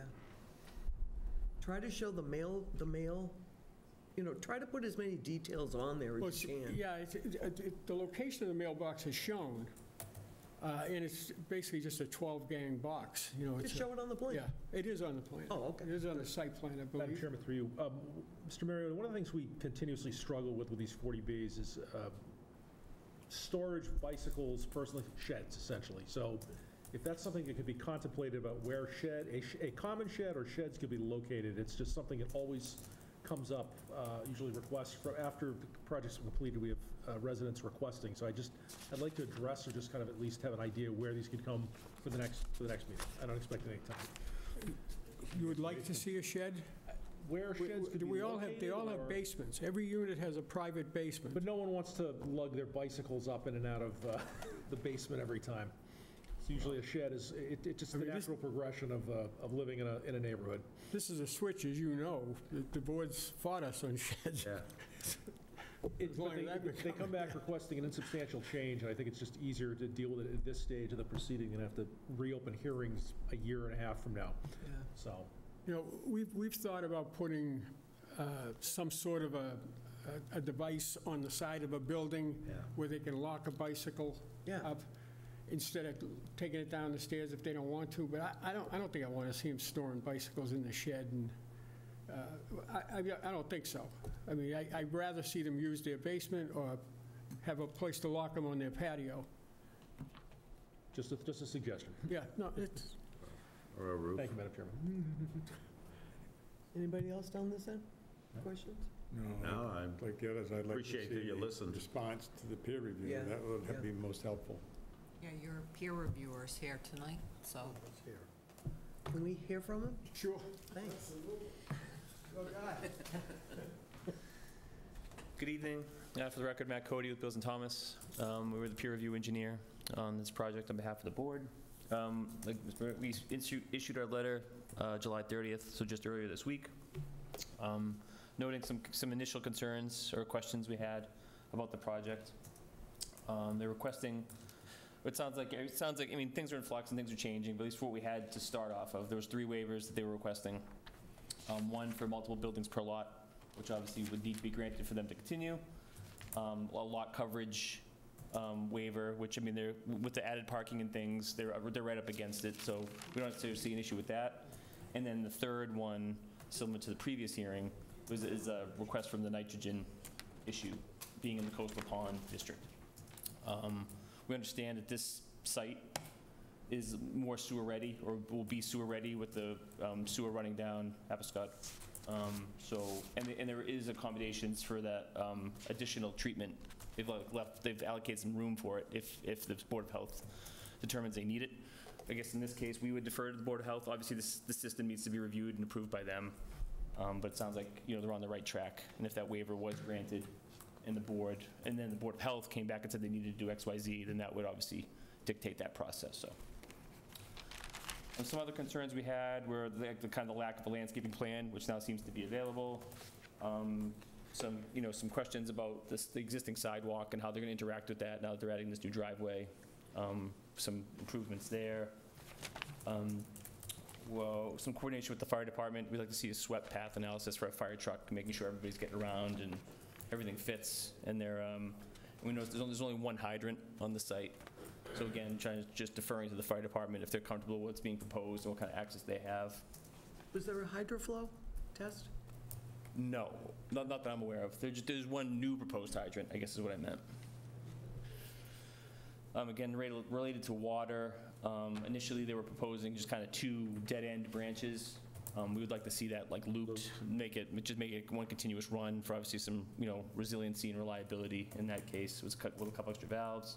Some of the other things that were mentioned, or it seems like this would be a private facility and there wouldn't be town trash or anything, but there's no allocation for a dumpster pad or anything. So just how is trash going to be handled? Where's the snow going to be put?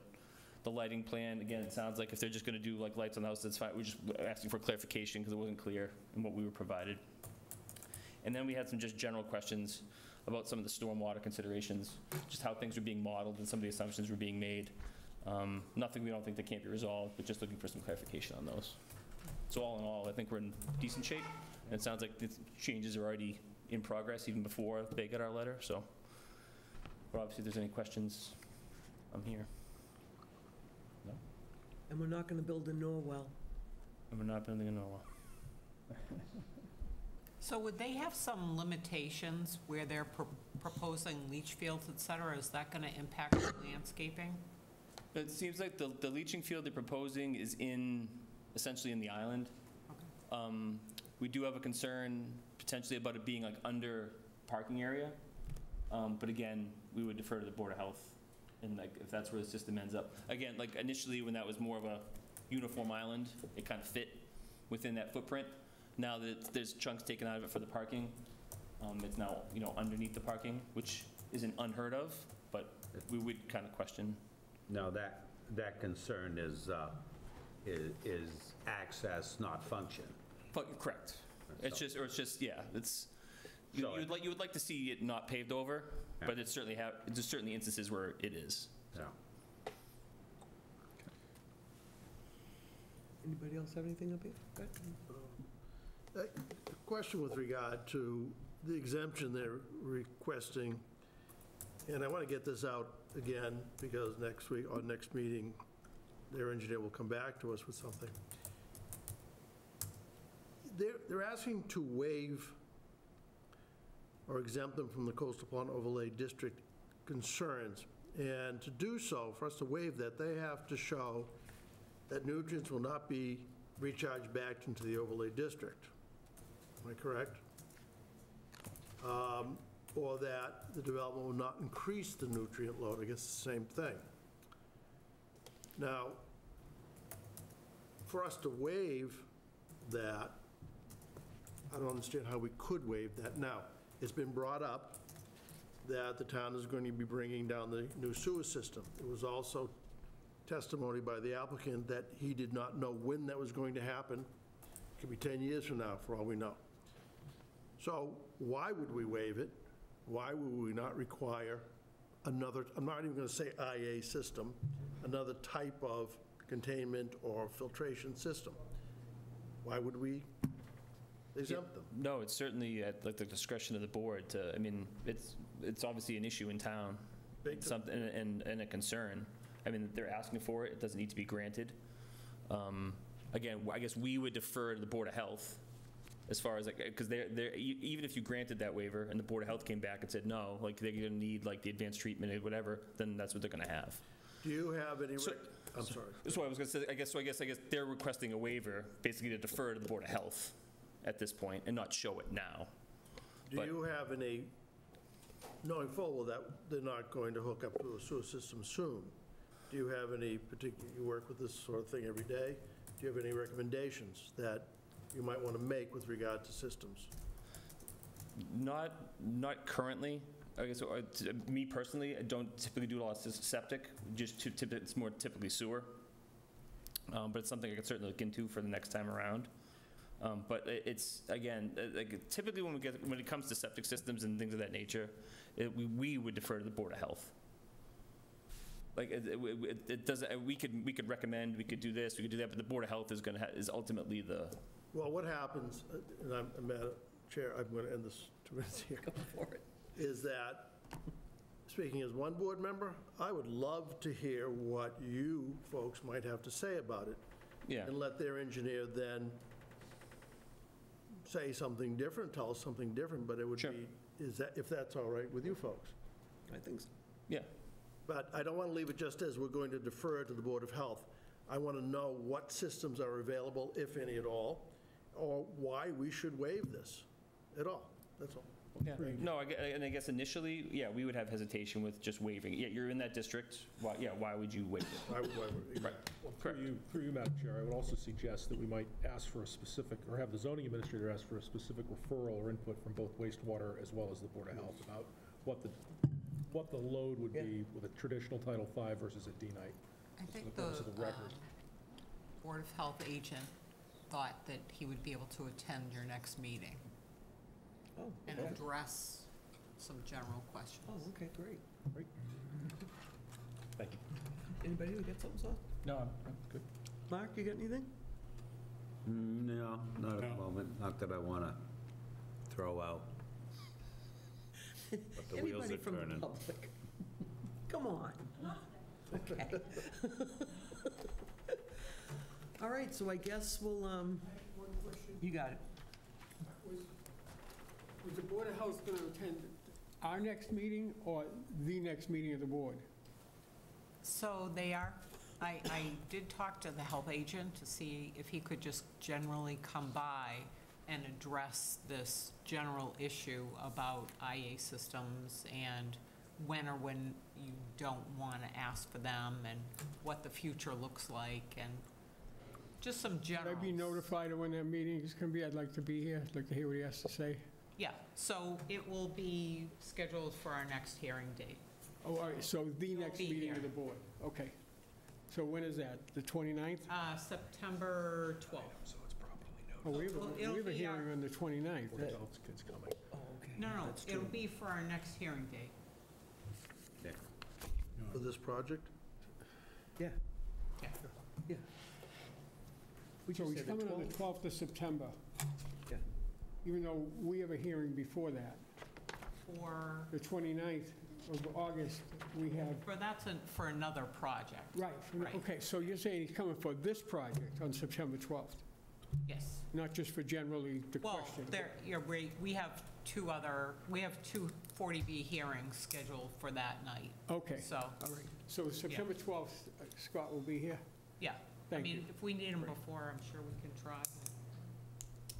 Okay. Anything else? You should talk to the people at the Green Center, At the what center? at the Green Center. Just for your own edification. You didn't know much about, I mean, at some point in time, urine diversion is going to have to be part of the picture here. And you didn't seem to know much about it. I don't think it would hurt to educate yourself a little bit. Are you talking about the toilets, the nitrogen Yeah, diversion urine toilets? diversion. I mean, they're pretty much in the forefront of it. Yeah, I've There's a done some. pilot project coming. Yeah, I have done some reading on it, though. Yeah, It's well, I mean- something I'm not ready to. No, but I mean, it wouldn't but hurt to it's interesting. familiarize yourself. It's interesting because as it develops, it may be It's a something no-brainer, to someday. be honest with you. But there's a lot of pushback because nobody makes any money on it. We all Anybody set? want to make a motion to continue for me? Do we have a date? September, I thought you said September 12th. I'll move this hearing to continue to September 12th, 2024 at 6 PM. Frank, will you second? for me? Yes, I do. Frank second. All those in favor of continuing September 12th at 6? Aye. Thank you. Good night. Good night, Mr. Mariano. Noreen, Jim just pointed out that that should be on the agenda. Scott. Yes, Okay, yes. good point. All right, moving along here. Minutes. And millions of them. Is anybody, Approve them all. Yeah, should we do them all? in- second that. in one? So June 20, 27, and July 11 have been distributed to the board. So we're only doing June 20, 27, and July 11. Everyone's all set with those? Yes. I'll make a motion to approve the minutes of June 20th, 27th, and July 11th, 2024 as published. Second. Second by Frank. All those in favor? Aye. Great. Never find anything wrong with any of Ashley's minutes. Look at us with only one open. Never. It's beautiful. Guys are doing great. Zoning administrator updates. So your schedule continues to be very busy. Yes. The units from 375 Sandwich Road have been delivered to the state to be added to our subsidized housing inventory.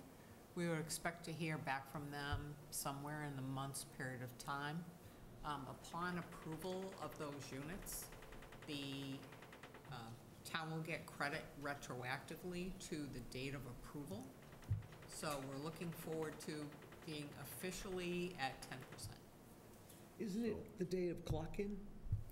The date the decision was filed with the clerk. Yeah. Yes. So can, roughly translated, that means that if somebody puts in another 40B tomorrow, retroactively, they're So SOL? they would be notified that the town is expecting to be certified. And then, given the timeline, we would presumptively have that certification from the state before the hearing was open. So there's a particular protocol that you have to follow. But it essentially gives the board more control, because once you hit 10%. Oh, I understand that. I'm just asking you, if somebody puts in one next week, and this gets retroactive, that they fall into their... Correct. Yeah, Anybody okay, who that's all we care about. Correct. Anybody who had filed before that decision was filed is Yeah, not subject to that. But the retro, okay, good, so keep your plans.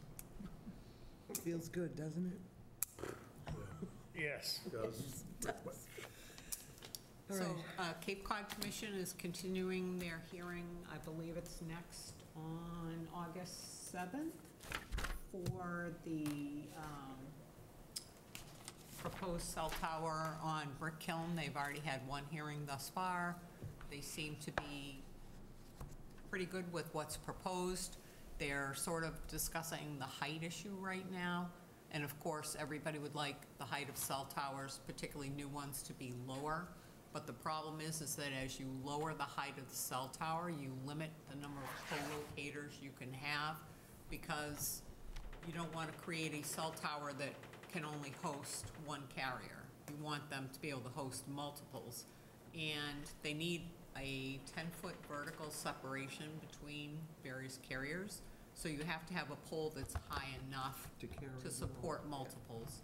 And the other part too is that from a visual standpoint, a tower being an additional 10 feet or less is not something you're going to be able to discern. So hopefully they will be able to resolve that issue. Sounds like you're in the telecom business. I have been working on cell towers for a very long time. I know way too much information. So I think what's helpful, though, in watching their process is that it will save this board a lot of work, because they've done a lot of the legwork for you, whereas other parts of the state that don't have the Cape Cod Commission, the board has to do all that work. So it will be very helpful. Yeah, it's great. You're all set? Absolutely. Awesome. Board discussion? Scott, you want to discuss? No, everything's good. Board updates.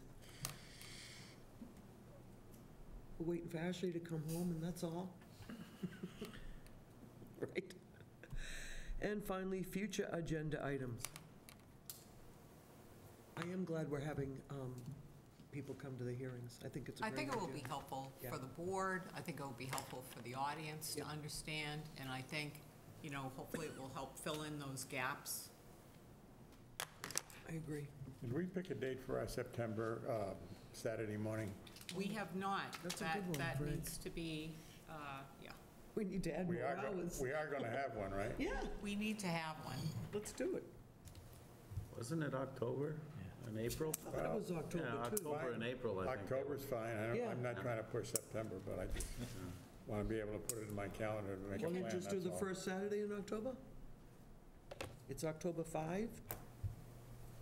Only if it's not a long weekend. That was the problem, I Yeah, think, the last one, time was it looks here it's the 14th this we year. missed Yeah. schedule. 12th last year, right?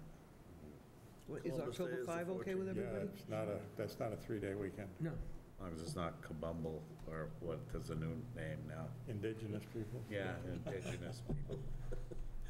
October 5 works? Yes. Let's do it. Let's erase it all, yeah. All right, So you're looking at October 5? yeah, Yes. Okay. that's good you brought that up. Because we all would have, I know I would have forgot all about it.